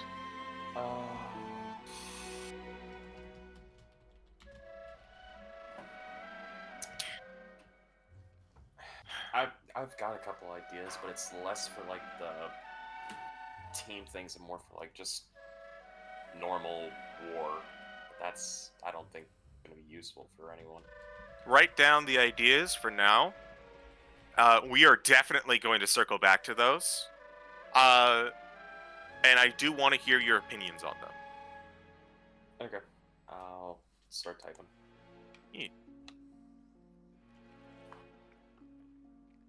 I also want to, just in this while we're having this discussion, I've mentioned to y'all before that I want y'all to treat this, and I know not everyone's played it, and that's fine.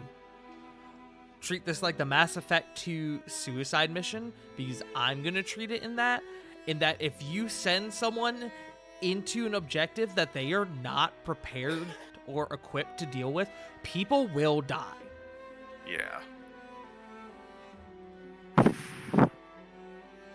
I have a question, Tart. That being said, to kind of tack on to that, not everything needs to be perfect. True. If you send one person who is slightly out of their comfort zone, that doesn't necessarily mean that they're going to die. At that point, it's going to rely on who they are teamed with. But ask your question. What's your question, soldier? I teleported Brett. No. So, That's my job. so I guess my question is, for non-combat objectives, what would be an ideal amount of people to allocate? And if that's too general, I understand. It would depend on the objective. In Okay. regards to something like checking, like, the bell, as mentioned before, the bell is pretty highly guarded, so I would not send one person on that, even if it was a profound mage like Drew. Yeah. There is no objective on here that I would recommend sending one person on. You could do it, that's just not my recommendation. So my thought is 2 to 3 for each group, which leaves us a little tough. It does. Yeah, cause like, my first thought was, hey, this could be where we put Rose, but then I don't want Oz catching wind on any of this.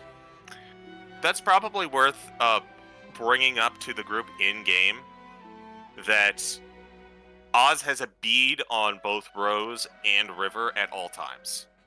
You mean Lily? Yes. Sorry, I was reading River's name.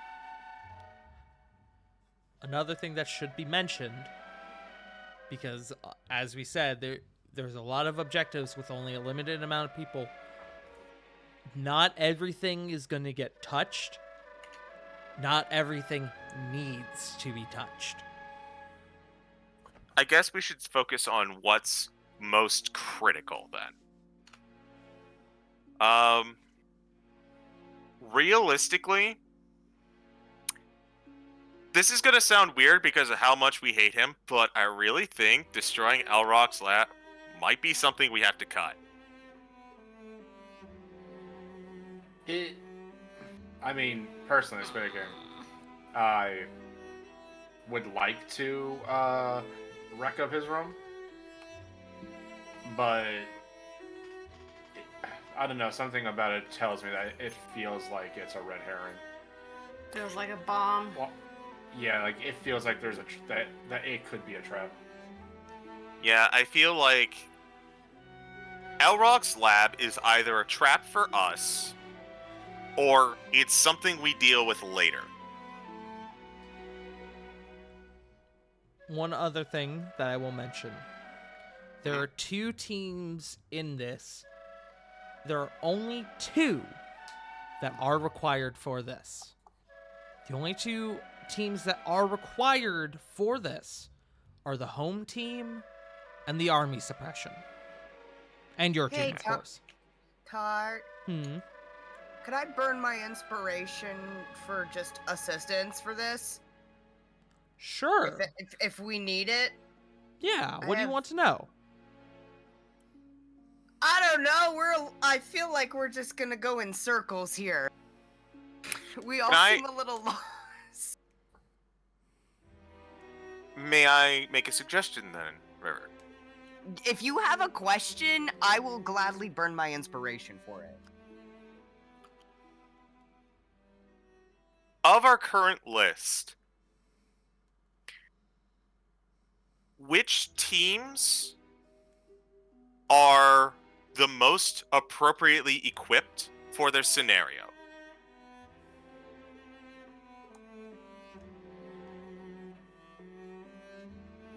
I also have an inspiration that I'm sure will not make it through this session. But basically the Burn 'em question while you is, got 'em. yeah, I guess the question is like, you know, in the Mass Effect mission, you don't send Samara to take care of the big swarm. So the question is, are there any of these guys who are mismatched / right where they should be? You know, River, you're so right. We did not do our test rolls. Oh! Ooh. Next question. Who has inspiration already? I do. I have inspiration. I've got this person. I don't anymore. Yes, you just burn yours. J Frost? I do not. Okay. I'll tell y'all what. We'll do the test rolls at the end of the session, so those who did burn their inspiration possibly have a chance of getting it back. How's that sound? Yeah. Sounds good. Okay. Lily, you burn your inspiration. Y'all have nailed the home team. There is not a greater recommendation that I can put for what y'all have did for that home team. Yay. That home team, lock it in, leave it, don't touch it again. Got it.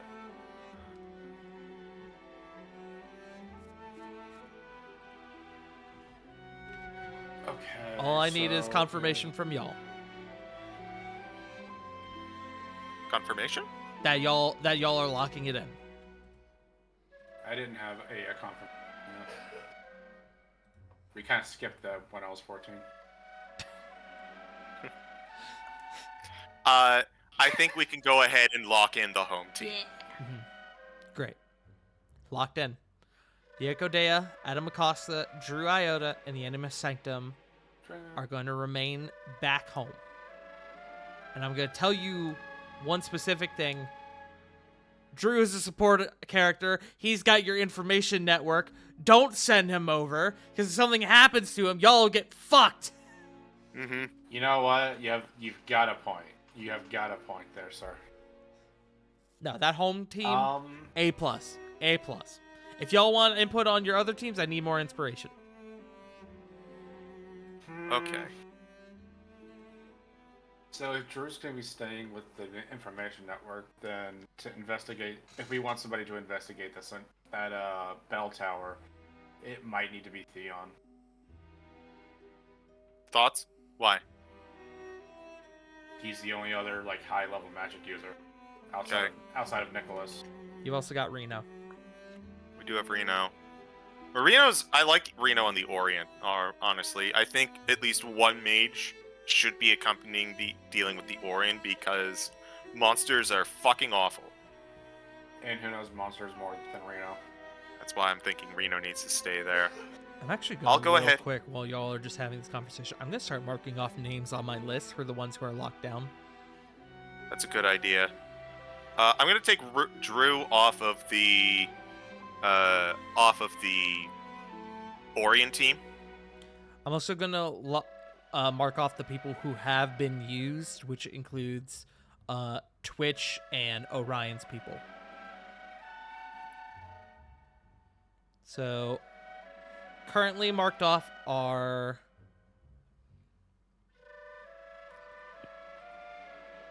just from the initial list I gave you earlier: Cedric, Twitch, Grandmaster Orta, Flint Orion, Bruno, Nexus, right? Rycidius technically, but he's included in Orion.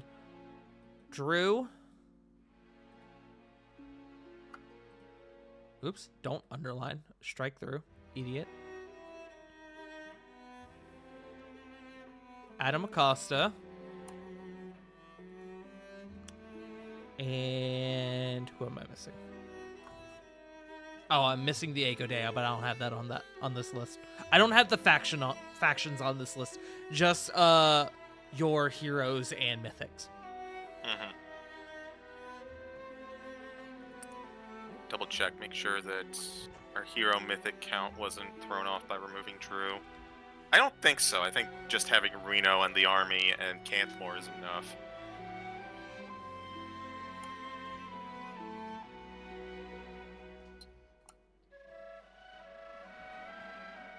So, of the remaining names, I have Adriel Zeros, the Chroma Guard, Theon Dragonhawk, Esmeralda Silverstone, Ballin Fallweather, Amos Mudwing, Nicholas Canthmore, Reno, Cassius, Alice, Garrett, Sindri, Kieran, Drilla, Fangs, and Rose. Wait, I'm having a brain fart. Who's Adriel Zeros? That is the guy who replaced Voliere. That's the new High General. Oh, right. I am sorry. I am. No, you're good. He hasn't been as Brain shattered. relevant as some of the other characters. Admittedly, he would be a big deal like 10, 12 levels earlier. Yeah. That's. Oh god, I finally remember. I had a mnemonic device for him. It's just literally going, Mr. Zayas, Mr. Zayas. Oh, Mr. Zayas. Yes. Just marking those off for my point of order. Please proceed. Please continue. All right. So, realistically, we can do. I like putting Cassius on the civilian team. I'm a little concerned that he's going to be stretched thin, but the fact that he's not dealing with armed forces, I think he could probably get away with that just being by himself, himself and his army. I'm a little worried about the ID forces, though. I feel like for army suppression and the way that the information has played out, we were originally assuming Orion Deterrent and Army Suppression would be on the same team, going at the same time. But if we go down and we just find the Orion at the same time as Project Returnal, that might be something that we can lump in together, I guess, which would free up Canthmore and free up someone to help out with army suppression. Just to clarify, the Orion Deterrent team is not taking the full brunt of the Orion. That is going to, in this circumstance, likely, unless y'all decide otherwise, be the team responsible for cutting off access to the Orion. The Orion will likely still become a factor in that army suppression team. Okay. So I'm completely fine with bolstering army suppression a bit by throwing maybe another group at them. At this juncture, I'm looking at cannibalizing Alrock's lab mostly. Project Returnal is. I do think y'all should lock down what objectives you're doing. Yeah. Okay. Yeah, we're running all over the place. Okay, so home team, that's good. Civilian team, do we want to have civilian suppression or do we just want to not care? If I may provide a bit of insight for this. Yes. If y'all do not have a civilian team, a team dedicated to keeping civilians out of the line of fire, if those civilians get involved in the primary assault, they will be cut down by the army. That's true. I don't It will really be want that. unfortunate, but it will happen. Yeah. Okay. I'm fine with keeping a civilian team then. Y'all are totally able to do that should you choose. I just want it to be known. So you guys Yeah. don't look at me later and be like, Tar, what the fuck? Nah, you're fine. I'm just trying to figure something out here. Hmm. Because Cassius might be a good option for it, Mm-hmm. but I don't know. I feel like he might be a little limited in trying to make sure that this. I don't know. I guess so. Try and make sure that everyone, all the citizens of Paradigm, don't essentially come flock to protect their goddess. Because that feels like it's the most likely scenario. Yeah, it is. I would like to burn an inspiration to see if who we have for that is would be the best, like the most like efficient way of doing it. Okay. Burning an inspiration. Yeah. Putting Cassius and the Evergreen team, the Evergreen forces on the civilian team, is a very good and smart move. I would add one more piece to that equation, though. Mm-hmm. That piece I'm not going to name. Let me think on that. My turn for inspiration burning. Go. I was gonna say I have an idea before. Already marked it off my sheet. Go on ahead.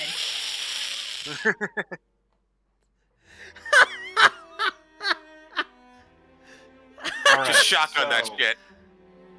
I'll tell you what. Shotgun that, see, I'm all day every day. Anyway, so I'll tell here's- you what, here's Joe. my- If you name them in one guess, I will tell you if it's right or wrong. Or I'll tell you if it's who I would. What's that? I'm thinking Druilla.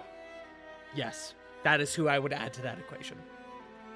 Yeah, because sorry, I had to also like not panic, but also like quickly like skim over the freaking assault planning channel. Mm-hmm.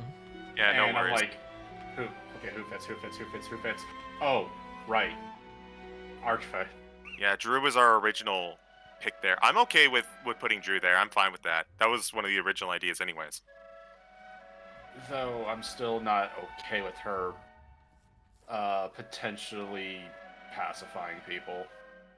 At this instance, Cassius is going to be doing the heavy lifting, and she's going to be backup in case things get really bad. Correct. Okay. So Is- I think if that's all right with you, first of all, did Punk burn her inspiration? Punk did not burn her inspiration on the Druilla hint. However, Punk, if you want to burn your inspiration on something else, I will allow it. I know you marked it off your sheet already. I should probably do the same. Punk? Pumped. We lost her. She's dead, Jim. Okay, who does Milo go to then? The fridge. By the way, I'm going to go ahead and say that this is probably the best we're going to do for the civilian team, all things considered. So unless anyone has an objection, I can just mark that as locked in. Obviously, we're going to wait for Punk to come back, but still. Yeah, because like I can't really think of anybody else who would be adept in, I guess you could say peacekeeping. Yeah. Peacekeeping? I never understood the word he said right after that. Whatever. Peacekeeping. Back scratcher.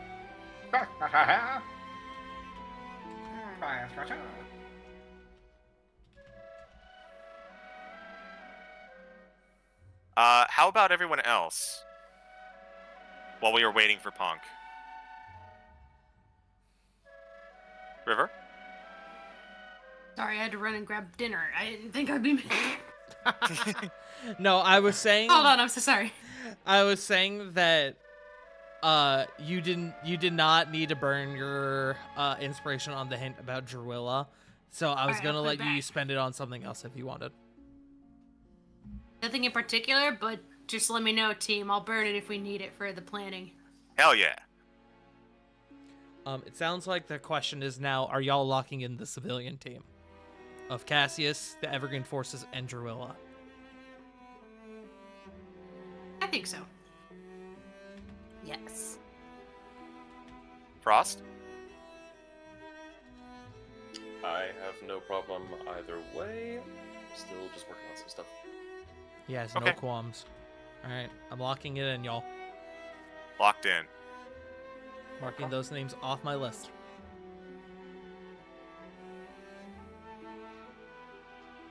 What's weird is army suppression feels like it would be the easiest. The- You would think, it's- right?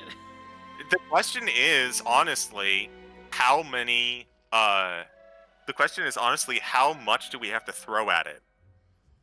Yeah, truth- because like, oh, I'm sorry. Go ahead. No, truth be told, at this juncture, with all that we know what we're going up against, I think 2 armies are going to be needed.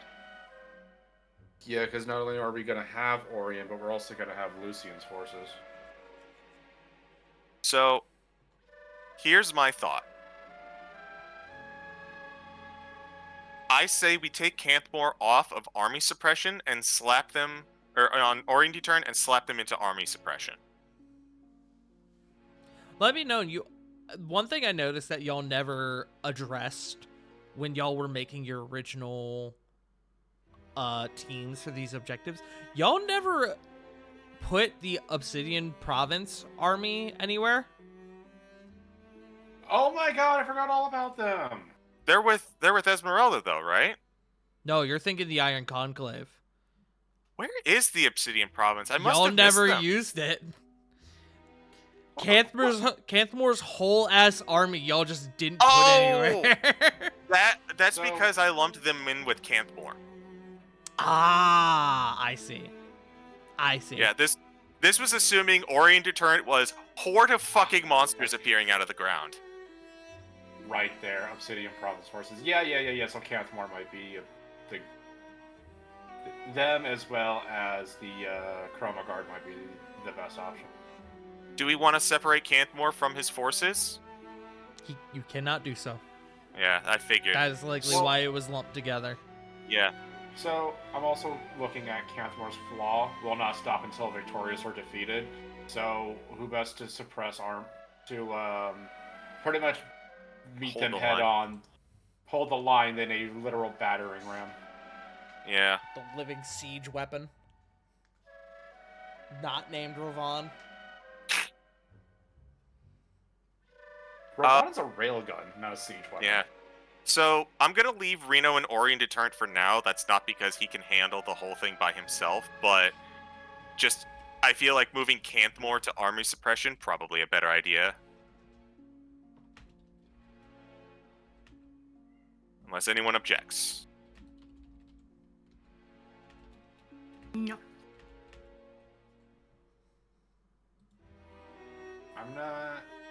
I'm not seeing any reason why not. Okay. Because we could also add Esmeralda in with Reno for the Orient/Returnal. Yeah. Let it be known, if you add Esmeralda, that also includes the Iron Covenant. Correct. The Iron Covenant is the reason why I'm thinking Orient/Project Returnal. And I guess I Because should- who best fight monstrosities than the fucking Amen over there. I guess I should also clarify, in terms of the Iron Covenant, Esmeralda cannot be separated from the Iron Covenant. Balin Fallweather and Amos can. Ooh, that's good to know. Mm-hmm. Then again, the thing is that Esmeralda, Ball and Fallweather, and Amos, as a cohesive unit, are they are one thing. I could probably say we could throw Esmeralda and all of them at one thing and we're done. But Yeah, because, that is a fair point. Well, I was gonna say Amos and Fallweather have been proven to be good saboteurs. Yeah, that's true. You guys know that they've been on a bit of a they've been doing a little inquisiting as of late. Ouch. Do us fault. Sorry. Let's see. If we take apart that a little bit. Let me do me a read. Mm-hmm. Let's see.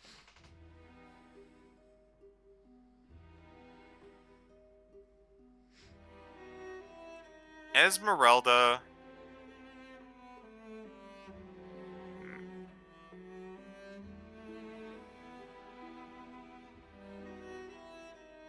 Let me think. We could move those two around. If we do, then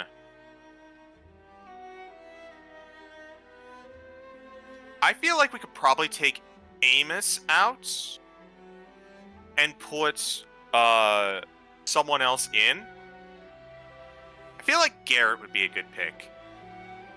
I feel like he's got enough rapport with Esmeralda that those two could cooperate. Considering this is Garrett we're talking about, he gonna need it.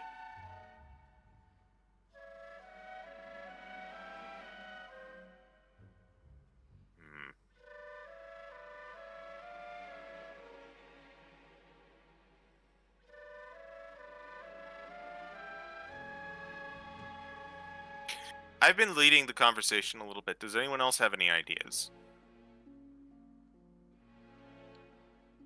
For the sake of this, I legally cannot lead the conversation. Sorry, I'm also just back checking lore drops. So, still just confirming. I have the home team, which you're locked in. Civilian team, you're locked in. Army suppression, it sounds like you were leaning towards Canthmore and the Obsidian Province on that. With the ID forces, the two ID big forces. armies. Okay. Yeah. Let me double check, because I believe Zeros cannot be separated from... No, that's not true. Okay.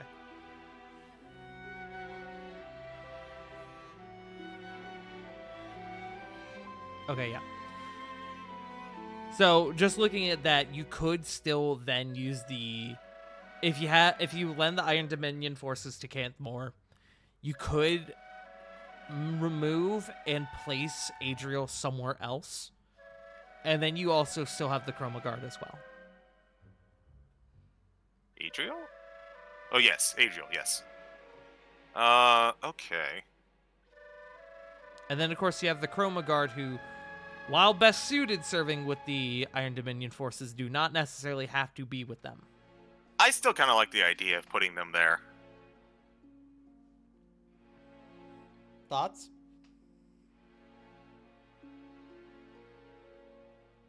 Good thoughts. No thoughts. Too many thoughts. Sorry, I'm just going off. I'm just trying to go around the roster here just to see, corresponding strengths with what we need to do. Hey, May I help with that a little bit? I can help a little bit as well. We all seem to be okay with the idea of nixing the goal of destroying Alroc's lab. Let me take that out of rotation so that we have Garrett, Theon, Sindri, and Alice more to work with. You guys okay with that? Yes. Punk had to away. Yes, Punk is away for the moment. Joe? I'm sorry, what was your question again? Removing Elroc's lab from one of the objectives, so that frees up Garrett, Theon, Sindri, and Alice. More pieces to work with. Or at least benching the idea for the moment. Yeah. Yeah, we could do that. Okay. Cause I feel like I don't know, the catacombs feel promising, but I'm not married to the idea. Cause this is a lot to invest. It is. Even with the multiple with the multiple sessions we had sorting this out, it's still a lot. If I may, Yes. just to sort of help focus the conversation a little bit, just to kind of help you all a little bit. In terms of the army suppression, you currently have Cantmore, as well as the Obsidian Province, and then the Iron Dominion forces on there. My question for y'all is, do you then want to, in tandem with that, add either the Chroma Guard or Adriel Zeros to that, to army suppression? Okay, that's a fair point. Because on the surface, it could be easily assumed that Adriel and the Chroma Guard would be working with them. But that doesn't mean you have to do that. I'm okay with keeping the Chroma Guard and separating Adriel. Especially if we have Cantmore. Cantmore can act as the main general of those forces. I'll have a follow-up question then. If you're going to separate Adriel, do you want to keep the Chroma Guard with him? Okay. That's a fair Thought-provoking point. question. Because all I'm saying is that putting those four together would give you a rather significant unit. That's true. That being said, that is a group of 4 heroes together. I do have something if you all are interested. Yes. Let's answer this question first because Tart wanted to focus this. If you have an idea on the current thing, then go for it. Oh, I kind of did a quick draft line of a potential assault plan that's been subdivided into 3 subsections for the allotment of specific units and forces. Oh, fuck. J. Frost put together his fantasy league. I have the literal art of war by Sun Tzu in front of me. How about this? That's not a joke. Frost. I believe you. I believe you too. I wouldn't believe that from anyone else. Let's finish up the current questions, and then I would love to hear what you've come up with. In terms, I guess to simplify the question, in terms of the trifecta of ID forces, Adriel Zeros, their High General, and the Chroma Guard, who is sticking together, or are any of them sticking together? I think deciding that will kind of help you narrow down other options as well.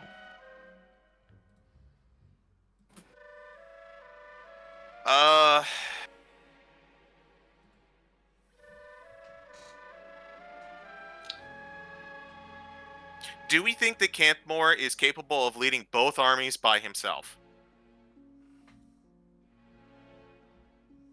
That seems kind of like a big task.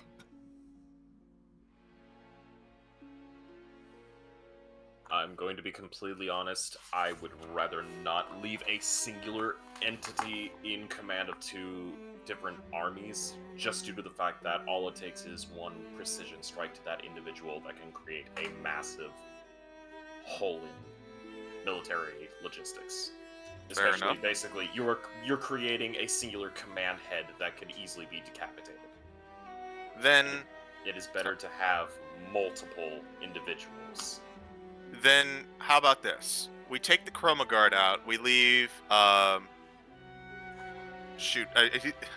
It starts with an A. I want to say Adrian. Adriel. Adriel. Okay. We leave Adriel as the other commander of the ID forces. We've got 2 generals in charge of 2 armies. And then we have the Chroma Guard to work with, which we can kind of send where need be. Thoughts? I don't disapprove. I don't know Sounds if I about right. approve, but I don't disapprove. Smile.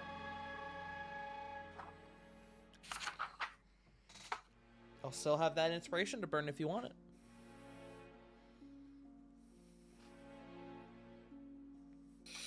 Or you could hold it. Maybe wait until you narrow it down a little. Personally, I wouldn't mind burning an inspiration on army suppression, but later. I want to circle back to this. Let it be known as well, because I think that's a very smart idea, because you guys are down to your last inspiration, I believe. I've got one. Oh, you still have yours? Great.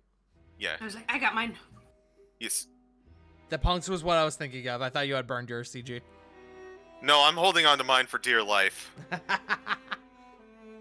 Okay, so I will mark that down for now, and then we can circle back around. Alright, I will take the Chroma Guard out and add Adriel in, and then I'll add Chroma Guard to our list. Set, but not locked in. We are Yes. we are at check, but no mate. Chroma Guard are an excellent combination of fighters anyways. Like, they could realistically count as a party in and of themselves. Oh! Idea! Person wrecking crew. You know what would really be nice for that particular group? A healer. Oh, you thinking Esmeralda's forces? No, I was thinking putting Alice with them. And have them lurking as like a commando unit.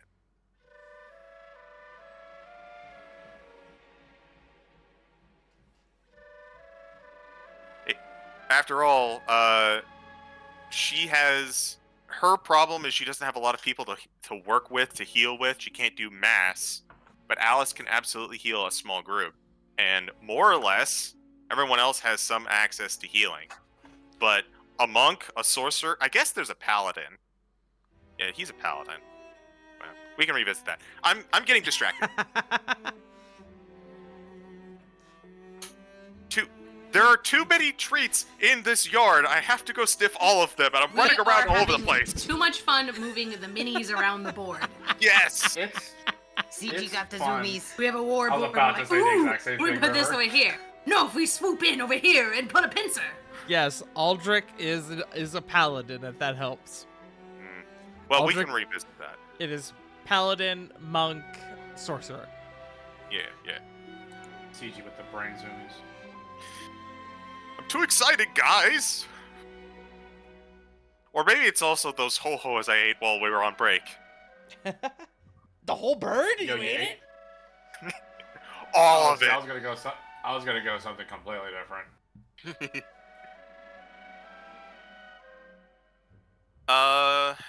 Okay. So, just to clarify for Punk, right now, destroying Elroc's lab is benched. We may revisit it, but for right now, we kind of benched it to focus on other things, more immediate concerns.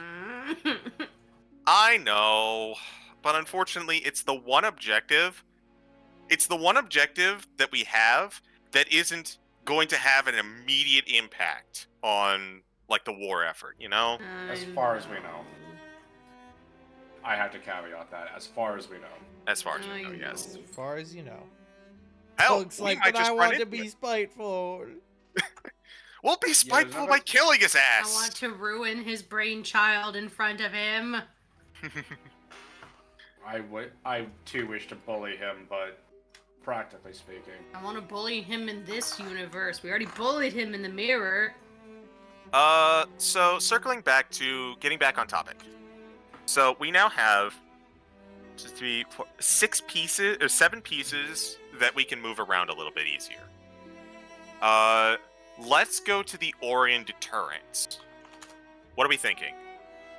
Reno, I think, is a given. Reno on the Orion is such a good idea, I can't think of anywhere else to place him.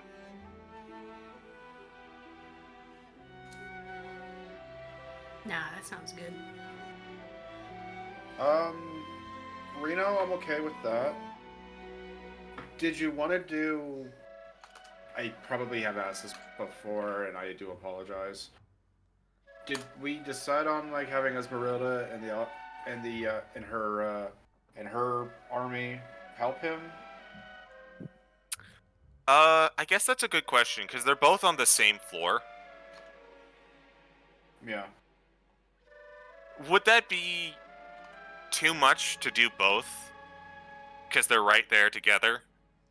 So Yeah, that would... the two objectives, the Orient Deterrent and Project Returnal, would have to ultimately be split into 2 separate groups and objectives. That being said, that doesn't mean that the 2 groups can't venture down together. That's true. Ultimately, like you said, they are going to the same place, the same floor. So, I guess the better question is, Esmeralda and Esmeralda's forces are an entire army, right? Yeah. Is it better? Do you think it's more likely that we're going to need an army to stop Project Returnal? So the Which Iron is- Covenant, just to clarify, is not a full army. It is a detachment of troops, but they are all very highly trained in...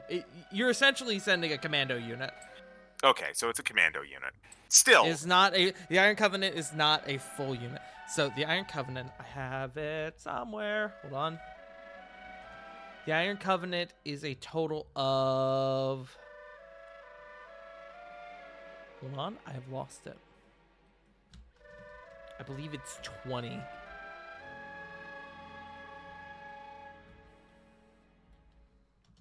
Where's my fucking document on them? Is 25. 25 Dragonborn Inquisitors. All of varying classes. What's it do us fallen draconic? Just have it or something. Also, I've got a stupid idea. That might be the funniest thing. That might be funny. Mhm. Okay, I know that we like the idea of Reno being a part of this. Why don't we switch out Reno with Sindri? that was admittedly the other person I really wanted to send at the Orient. Because if we have the fucking Doom guy with the fucking Crusaders, then I think we have like 3 AAA games right there.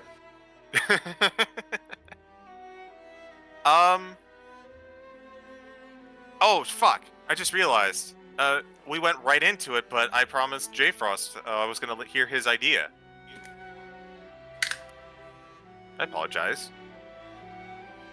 Spit your truth, King. Spit your truth, J Frost. Sorry, Frost. What you got? Show me what you got.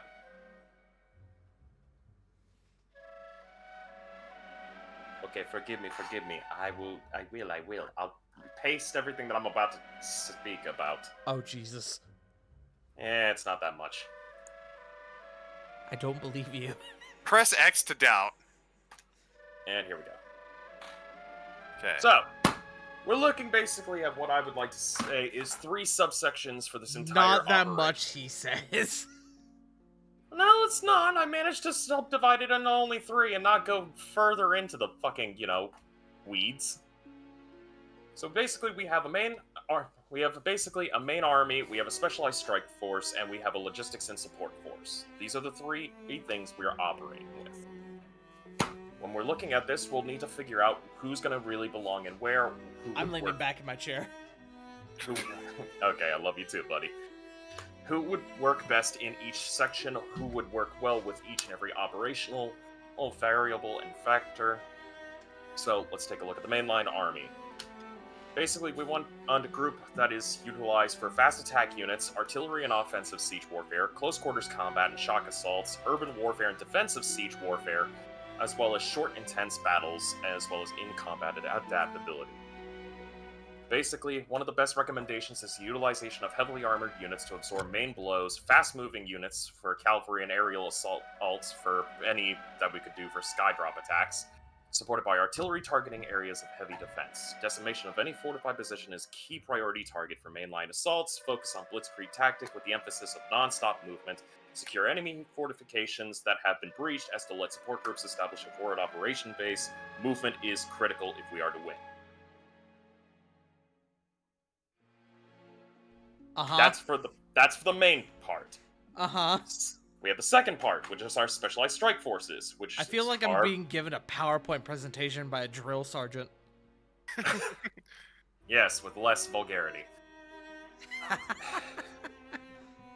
So with our specialized strike force, we're looking at 3 important factors that are going in. I love you too, River. River, I'm in the same boat. Like We're basically needing a group that can we're needing groups that can basically maintain covert espionage and infiltration during this operation and operate independently from the mainline army, stealth guerrilla warfare, and most importantly, terror tactics, as well as anti-champion warfare. We're kind of lumped in with that, because we are a specialized strike force. Let's be real. That's what we are. We just need to utilize others. I recommend utilizing a spear tip formation, which is drop in on enemy high command or where they're most concentrated, destroy them utterly, mop up the confused and uncoordinated remnants, follow this up by civilian suppression via psychological warfare, terror tactics if need be. Demoralization is a must if we are to ensure enemy forces are brought low. Target any commanding officer of lieutenant rank and higher, kill them. Half of the NCOs, also annihilate them. The remaining ones, leave them alive. Fear works. So if I'm looking at this correctly, I think we already have the main army figured out with the army suppressing aspects. Correct. I think we are. I'm just wanting to make sure that we can move, like, say, if we are... I don't know, do we have siege weaponry, at least even remotely available to us at this point? I mean, we are laying siege to a fucking city. You do not, because there's Okay. no means of transporting it there. Not Fair, effectively, at least. Well, that's fine. We could probably substitute it with arcane capabilities. Individuals that can basically drop fucking, I don't know, goddamn meteors. Or hell, even fireballs at this point. The main thing that I'm looking at is basically our logistics and support forces. We need to be able to provide materials for our forces, such as food, water, clothing, shelter, medical supplies, fuel, ammunition for archers, and everything else. We need to be able to move armed forces in and out without any problems, as well as evacuating and repairing disabled equipment and individuals. We want to utilize the backline assets to create forward operation bases as mainline forces are claiming areas of high value. We're also going to need to set up supply centers and defensive positionings. We're going to need medical hospitals, supply depots, and quarantine areas for the civilian populace that's non-hostile or at least reduced threat. And if need be, we need to have any of the claimed territories set up for intelligence centers, for backline command units, and in the case of things going absolutely fucking south, we need emergency retreat and evac points. So I think for communications, we already have that covered with Drew Iota. I'm Okay. gonna post the Mass Effect 2 final mission flowchart in here because I think everyone would benefit from the reference. You have no fucking idea. What the fuck am I looking at? It's way more complicated than it actually is in game. Like, this flowchart is all over the place. Ugh. So I'm just saying, this is like this is my first reaction. Yes. Okay, But so Jay Frost, what I'm trying to... Yeah. my friend, I love your thinking. You're doing great. I went on an autistic rant. It's fine. You can say it. I just want you to know I I appreciate didn't your get work. the touch of the tism in this one. I got the fist of tism. Listen, The Frost, system. This I is love you, very buddy. good work, my friend. Very good work. I'm going to give you inspiration for it. Yippee. I'll use it when I'm on my dying saving throws.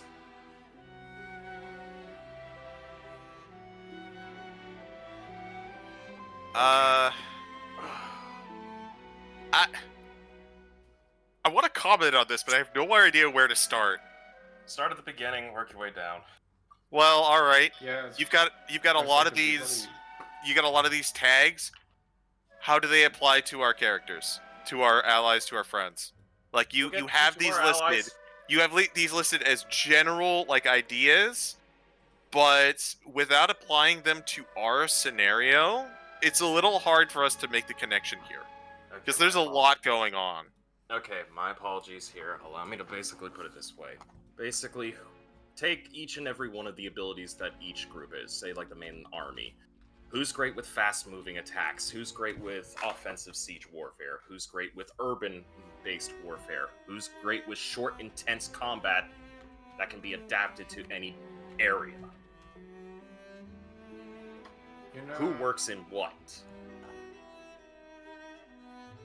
kind of going down the list here. Like, who would be the best for when it comes to... Thank you, Punk. I greatly appreciate you. Like, who works best within blitz warfare? Who's good at being able to do mainline assaults? Who's able to take up in fortifying positions and creating, established bases? You know, we could have Fangs, Fallweather, and Amos do sabotage. I feel like we don't need. We could probably keep I think we could probably keep Fallweather with the main forces, but we can take Amos and we can put him with Kieran, and Fangs for the infiltration team. Well, you see, here's just where my thought process is on that, because we have those pylons powering that barrier, as well as those lances. Mm-hmm. Yes, they are. I can probably.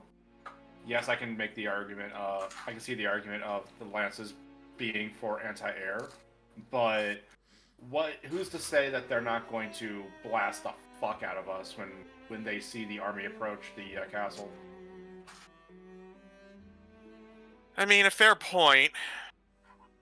Because like, if we can like send out a sabotage team early and get those lances down, we could have a repeat of what happened in Zorn.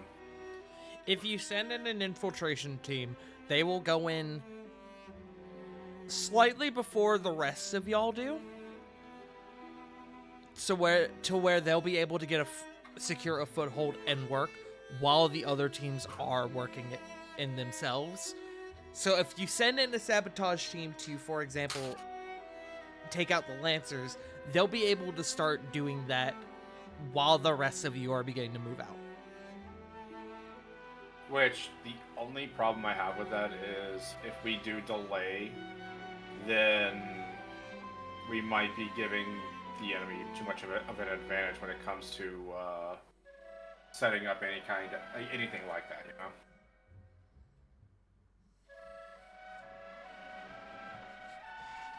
I'm just your friendly DM sitting here waiting to be fed the funny inspiration coin. Like one of those fortune tellers at the carnival. I really do like the idea of sending in an infiltration team, a sabotage team. And remind me, Amos has obviously been pretty good with subterfuge. So I guess the question is, do we want to put Amos, Kieran, and Fangs on the sabotage infiltration team? Do we want to just have a sabotage infiltration team? I would not mind it. The only thing I would ask is that a potential mission is at least finding some officers and ganking them. I'm not against that, but truth be told, I feel like disabling heavy, like the Lancers or the Arcane Towers would probably take precedence. But if they can absolutely gank someone, or if that's all they can do, by all means. But yes, does anyone have an objection against Kieran, Fangs, and Amos being the sabotage team? No. I worry about Kieran. Baby bunny, Yeah. baby bunny, Yes, baby. I'm here.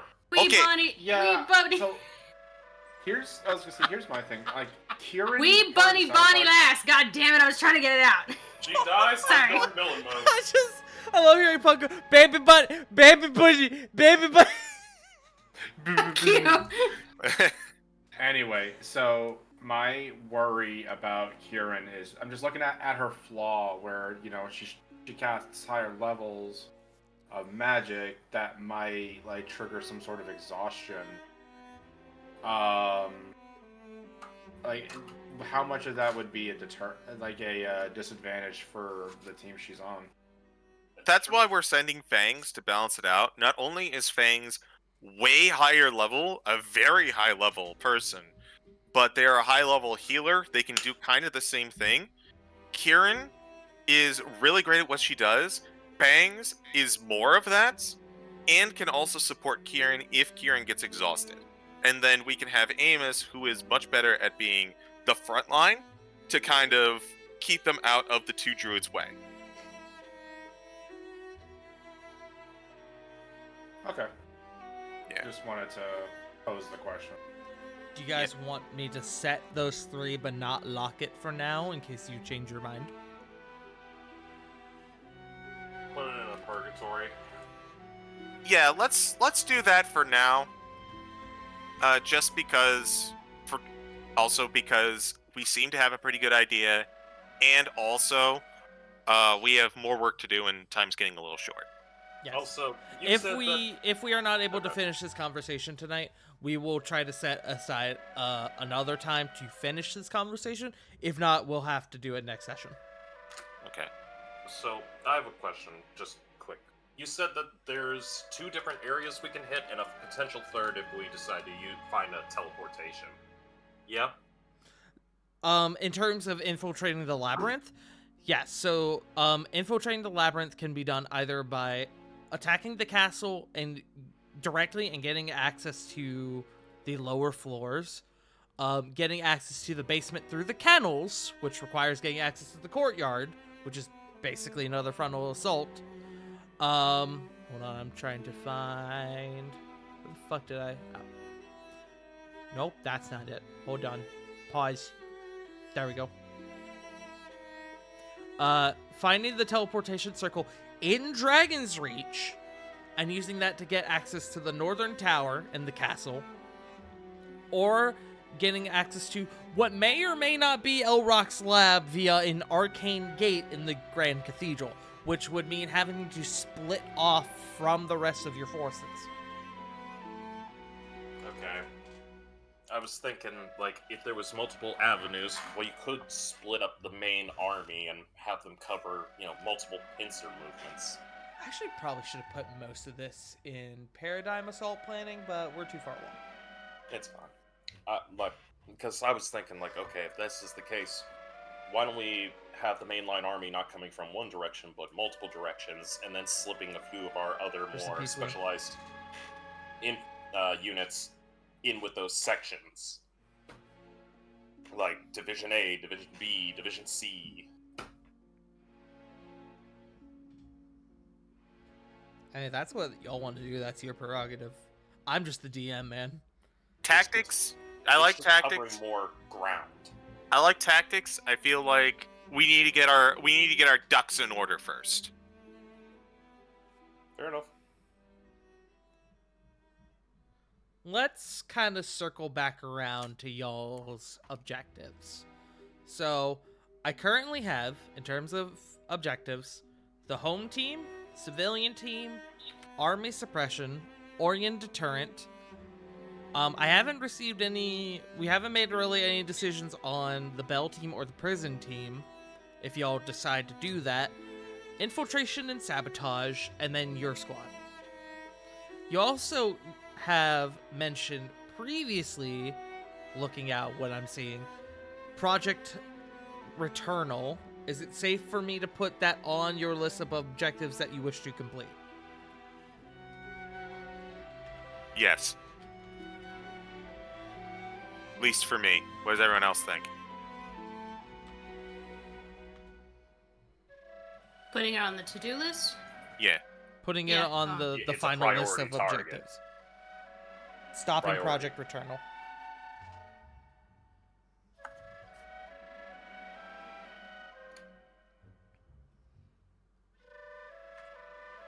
I mean, it seems valid. Okay. I'm going to put it on the list then. Okay. So I have, let's see, 1, 2, 3, 4, 5, 6 objectives that sounds like y'all definitely want to do.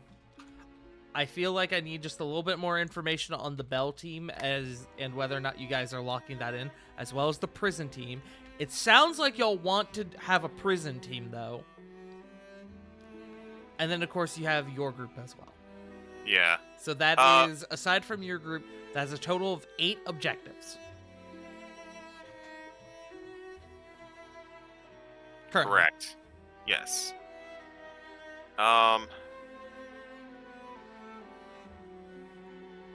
I guess the question is, let's start with do Orion.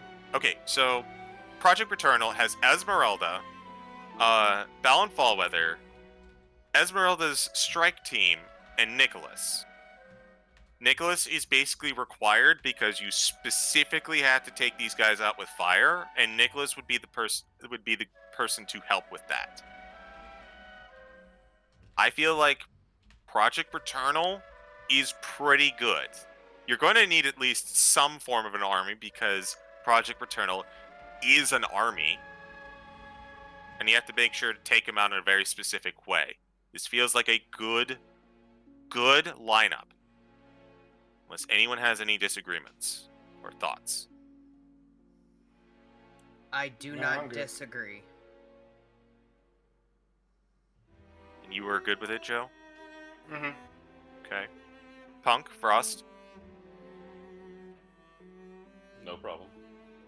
I'm good. Then I think we can go ahead and we'll just leave these guys as uncommitted, but probably going to lock them in. Set but not locked in. Yeah. I need to just double check. Did we set but did not lock in army suppression, correct? Yeah, that's correct. Which was Adriel, Cantmore, the ID Forces, and the Obsidian Dominion. Great. Then infiltration and sabotage was set but also not locked in. I'm trying to differentiate what's locked in and what is merely set. Okay. So in terms of just what is not locked in, what is not set, you have 3 objectives left, and I need to just look at this list. So you have, hold on. 1, 2, 3, 4, 5, 6 undecided individuals. Just I've from got the initial 7. list. You got 7? I might be missing someone. Oh, no. Yeah, because it is 6. I forgot to take Drew back off. Ah. Okay. So you could divide those 6 among those 3 objectives should you choose.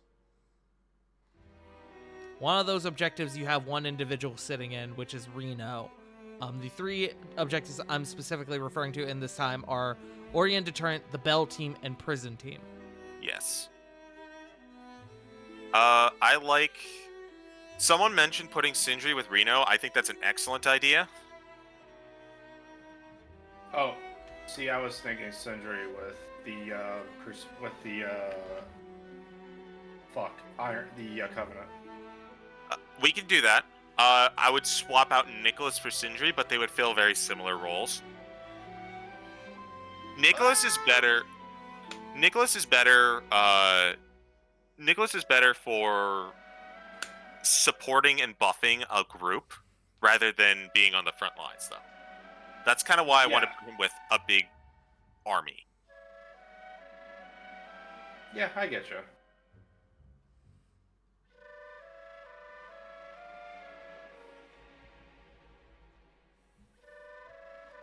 I'm going to just make a soft placement of Sindri on Orion Deterrent at the moment. 'Cause it sounds Do like you that's feel where like- we're leaning. Do you feel like we need to add at least one more person in with the 2 of them? Yeah, I think at least one more person. The other thing too is that if Reno is tracking with Esmeralda's group, he can hold back and be good to go with his big stuff when he gets to the Orient.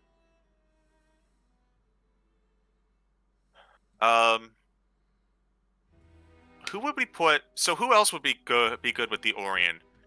Rose, Garrett, Theon, Sindri, Alice, and the Chroma Guard. I kind of want to put. Sorry. No, you had a thought first. Either Garrett or the Chroma Guard. Chroma Guard because bodies, Garrett because monster expertise. See, I was thinking Garrett as well, but not knowing how many Orient are gonna be there, we could just lean in for like Reno, Sindri, and the Chroma Guard. I will admit they have limited healing in that case, but we got I a do feel paladin like- and an artificer, so that's like 2 half healers. yeah, however, I think the tanking and DPS aspect of it is really strong. I think that's a fair assessment. What do you guys think? I am sitting here and nodding. Also Fair enough. nodding.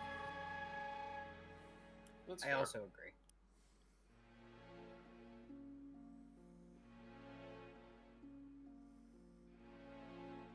I'm gonna put Sindri plus Chroma Guard. Good idea, Joe. You don't have to. I was gonna say you don't have to add. Good idea, Joe. Okay, you didn't. Thank God. So, for Orient Deterrent, just because I can't see what you typed in, is Reno still part of that squad? Yes. Okay, so Reno, Sindri, and the Chroma Guard. Yes. Understood. I do think the Chroma Guard is an excellent idea for the body aspect, because we do not know how chunky that is. Go ahead and remove Chroma Guard, and I'm going to remove Sindri. That leaves us with 4. Check on the bell and release the prisoner. Obviously, check on the bell, pretty heavily guarded.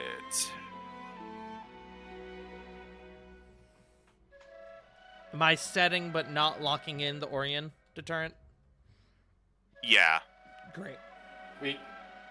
I was gonna. Never mind. Ignore me. You say so. No, if you Okay. say Joe. Quiet you. Never. I was gonna say he's the DM. He can't be quiet. It hurt me bodily. I really don't like that bell. That bell really bothers me. But I also can't, like, say... Both of these are so up in the air, you know?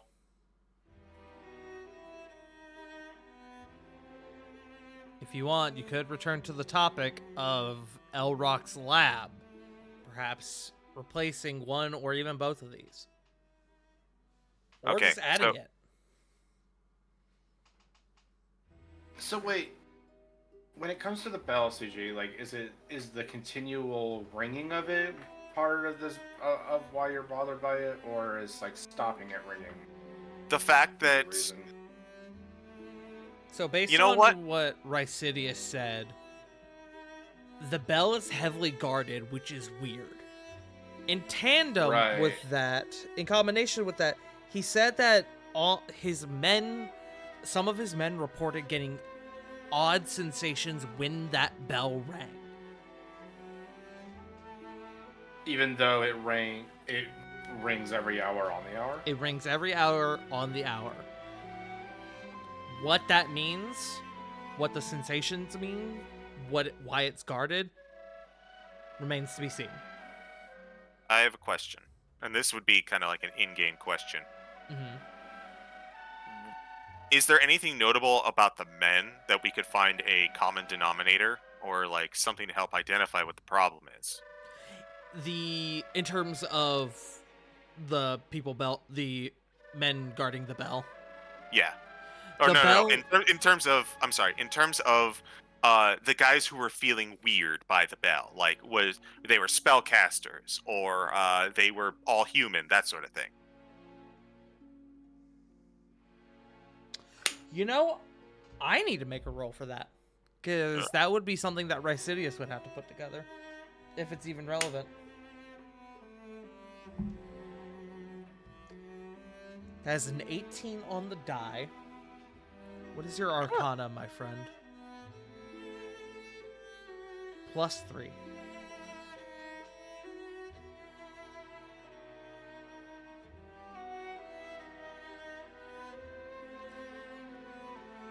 Rycidius would inform your group, that the ones who would feel a greater effect or a more intense sensation from the ringing of the bell would be the people in his command who are casters. So it's doing something with magic.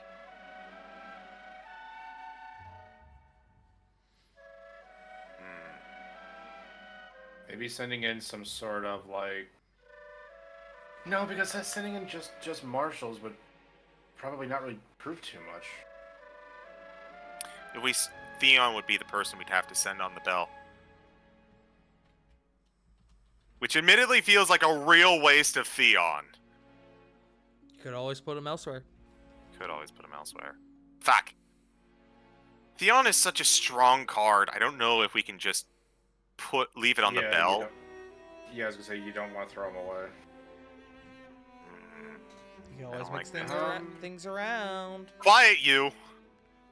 So, remind me, are we married to the idea of Esmeralda with Nicholas on Project Returnal? We're not married to it. I'd like to hear your thoughts on it. It is set but not locked in.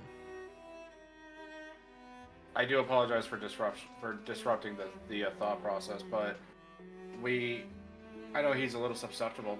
We could have Nicholas as part of the part of the Bell team. The man's got a knack for weird things with the arcane. You have a point, but at the same time, Nicholas is more technology than the arcane. Like, he is hard technology. Oh, yeah, I know that. If I may. Yes. Why not put a pin on the bell team right now, and turn your attention to prison team? Narrow down your options a bit. I feel this would be a good place for Garrett. Yeah, I agree. Do we want to just do Garrett Alice? That seems like a good combo. Maybe even throw in Rose? Throw in Rose if we want to abandon check on the bell would basically be it. The thing I hate about tying in Rose with somebody is the Oz factor.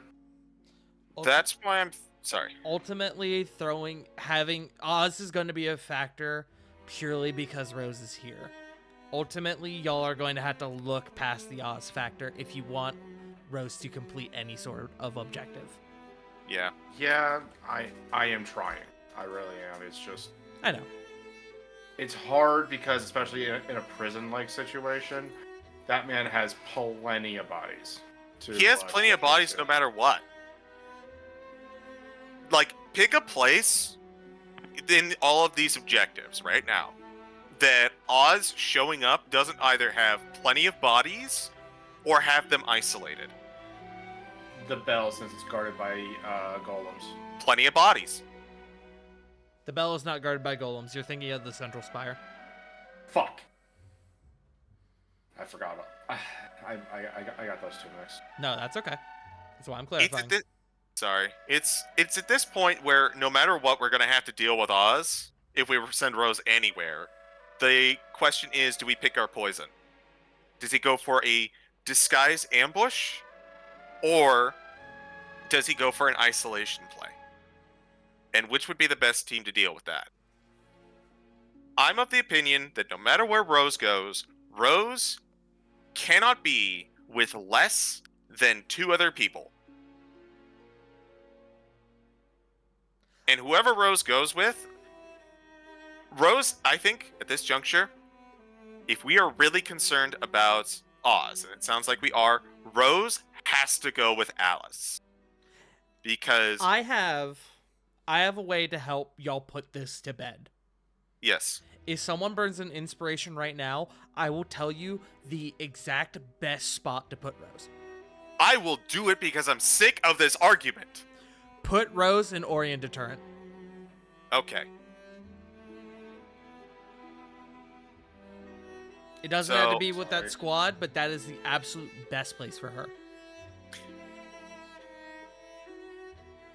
So we Because could try out- In terms of, because that is the one that realistically is going to have the least amount of bodies for Oz, because you're dealing with pure monsters rather than humanoids.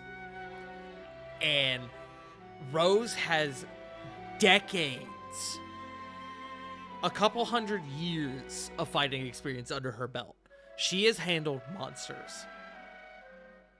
That is the best place for her.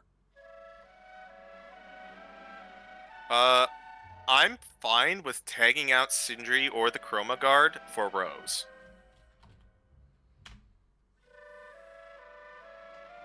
Yeah, I'm okay with that too. What do we want? You know what? Let's put Rose, Sindri, and Reno together, because the Chroma Guard acting as a 3-person unit means we might be able to get away with the Chroma Guard plus, like, Alice. And then that could be a team. Yeah, okay. Okay. So, Reno, Sindri, and Rose on Orient Deterrent. Chroma Guards and Alice.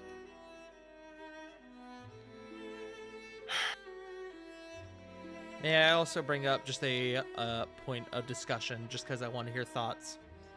Mm-hmm. I want to know everyone's thoughts on the Central Spire. Are y'all going to just avoid that?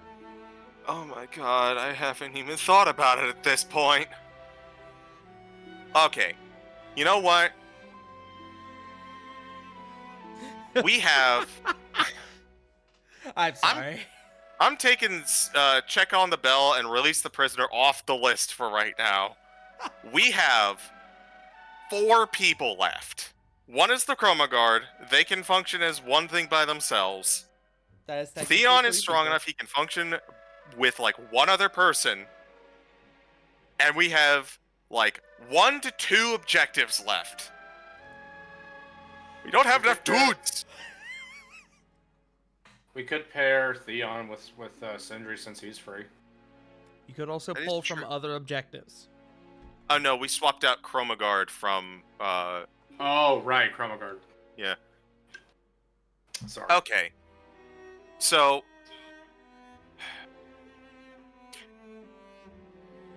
God, I really want to release that prisoner, but I do not think we can spare the manpower on that.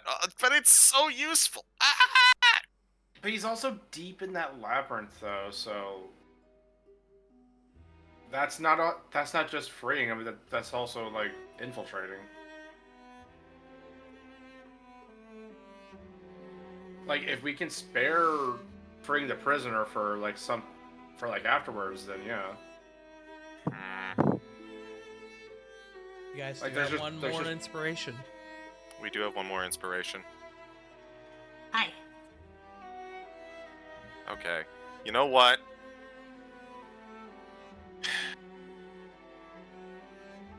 We have 4 people left. I feel like we could probably send... Oh, you know what? I got an idea. We could send the Chroma Guard after the bell, probably by themselves. Because they have a spellcaster in there, right? Or do they count as, like, 1? I'm sorry, repeat the question. I heard it, but I didn't process it. Sending Okay, the Chroma so- Guard after the bell? Just, like, by themselves because they're 3 people. You could. You certainly could. Gah. I'm frustrated. Alright, check on the bell, release the prisoners, center Spire. What do we focus on? I'm genuinely concerned about the bell, because if it's emitting stuff that fucks with the spellcasters and we don't know what it's doing. I'm inclined to agree because like all we have on the central tower is that it's protected by golems and it can't be scryed in on. Like we know more about the bell than we do the central tower. What about the prisoner?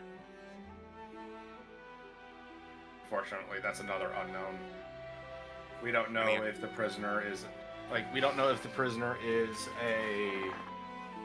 against them or if it's like some sort of trap. Like it was the last time. True. Do we kind of want to just like take a little bit more time to think about all this? I mean, We're gonna have to take more time anyway, because we're about out Alright. of time. Then let's table this and let's meet up another day. I think a break would also be very handy for everyone, for Yeah. everyone's brain holes. Let's at least go over what we've got right now to know where we stand. So So we've got. I have I'll let you. I have the home team locked in with the Echo Deo, Adam Acosta, Drew Iota, and the Animus Sanctum. I have the civilian team locked in with Cassius and the Evergreen Forces and Jarilla Ashinari. I have Army Suppression set but not locked in with Canthmore and the Obsidian Province Forces and Adriel Zeros with the Iron Dominion Forces.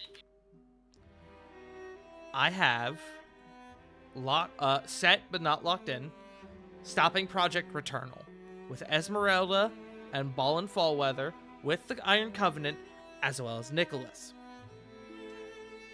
I have the Infiltration and Sabotage team set but not locked in with Fangs, Kiering, as I wrote, Kieran, Hearing.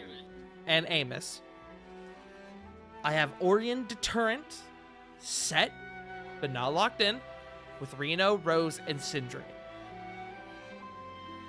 And then I have the Bell team with no one. I have the Prison team.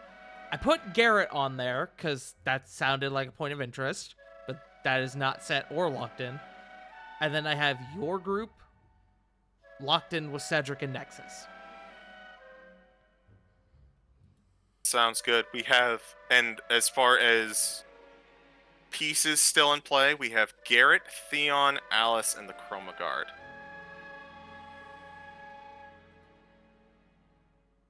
And then there is a point of contention as to whether or not the Central Spire is an objective you guys want to touch on. But we can hash that out above game. I think that's a good place for us to end. Thank you all for joining us. We appreciate you. Yeah. We're back, baby. Yeah. All right, gamers. Thank you all so... Oh. We have to do test rolls. Ah, Yeah, yes. we gotta do test. Do your test rolls right now. Hold on. rolling test. Do your test rolls right now. Oh! Yo! Let's go! Exit! Oh, I was so close to another. Hell yeah! Let's go! That's why we saved it for the end, baby! See, good things come to those who call your fucking shit out. Alright. Man. Lovingly. Everyone here, hang around for roughly about 5 minutes after we wrap up here. But we're gonna just send it around the table real quick. We'll just go from top to bottom, so we'll start with CG. Hello, I am the CG. You can find me nowhere because I don't much care for social media, but you can find me on Good Beans D&D channels, such as twitch.tv/burnoutfawn for every other Saturday for our Strixhaven game, Saved by the Spell. We unfortunately had to take time off yesterday, so we will be back in November. It's okay. Everything is fine. You can also find me every other Tuesday on this channel for Rascals and Ravnica, our Ravnica game.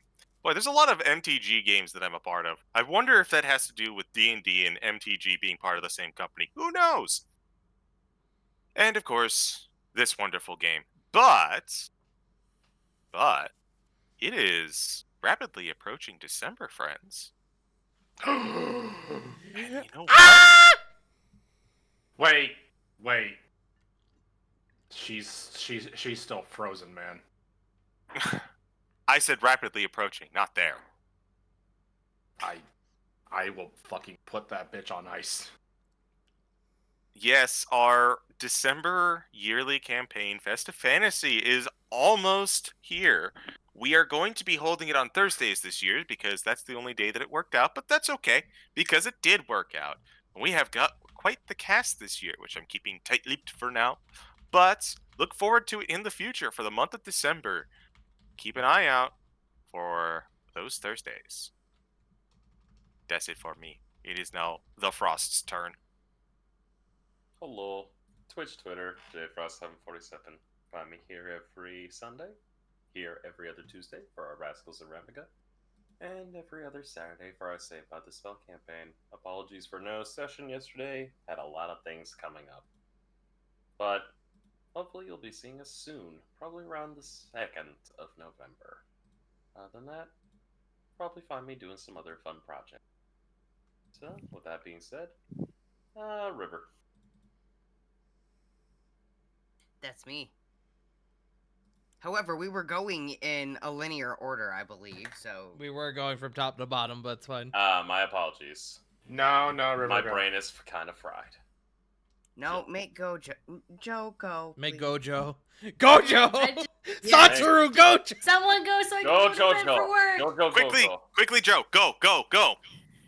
Joe, you can pass I tonight. wish. It's fine. I wish I was. I wish I was Gojo. The fucking hey YouTube, like, share, subscribe. Make sure you ring the bell because it is important. Then, because you know YouTube analytics is not good. It's not good at all. Say Pontus, you please go before I devolve into a bad Russian accent. Fuck, it's starting. Shit. Hello, my name is Punkyard Dog. I play Wayfall Corey. You can find me on Twitch, Blue Sky, Instagram, occasionally TikTok, at Punkyard Dog. I'm trying to stream Mondays. That just depends on work. I'm also trying to go back to school. That's me, River. High school. You can find me over at twitch.tv/WickedRiver97, where I am gonna be coming back fairly soon. Just trying to find a time. But yeah. Eventually. Tart, go. Hello, my name is Fred Tart. I am your DM and your humble dumble master and your host for this evening. I am back from my very small stream break. I'm going to be doing some stuff this week, including but not limited to this Friday night. That's the best drum roll I can do. Fight Night Round 2, baby! We're doing Sparking Zero this week! Oh, fuck. On Friday.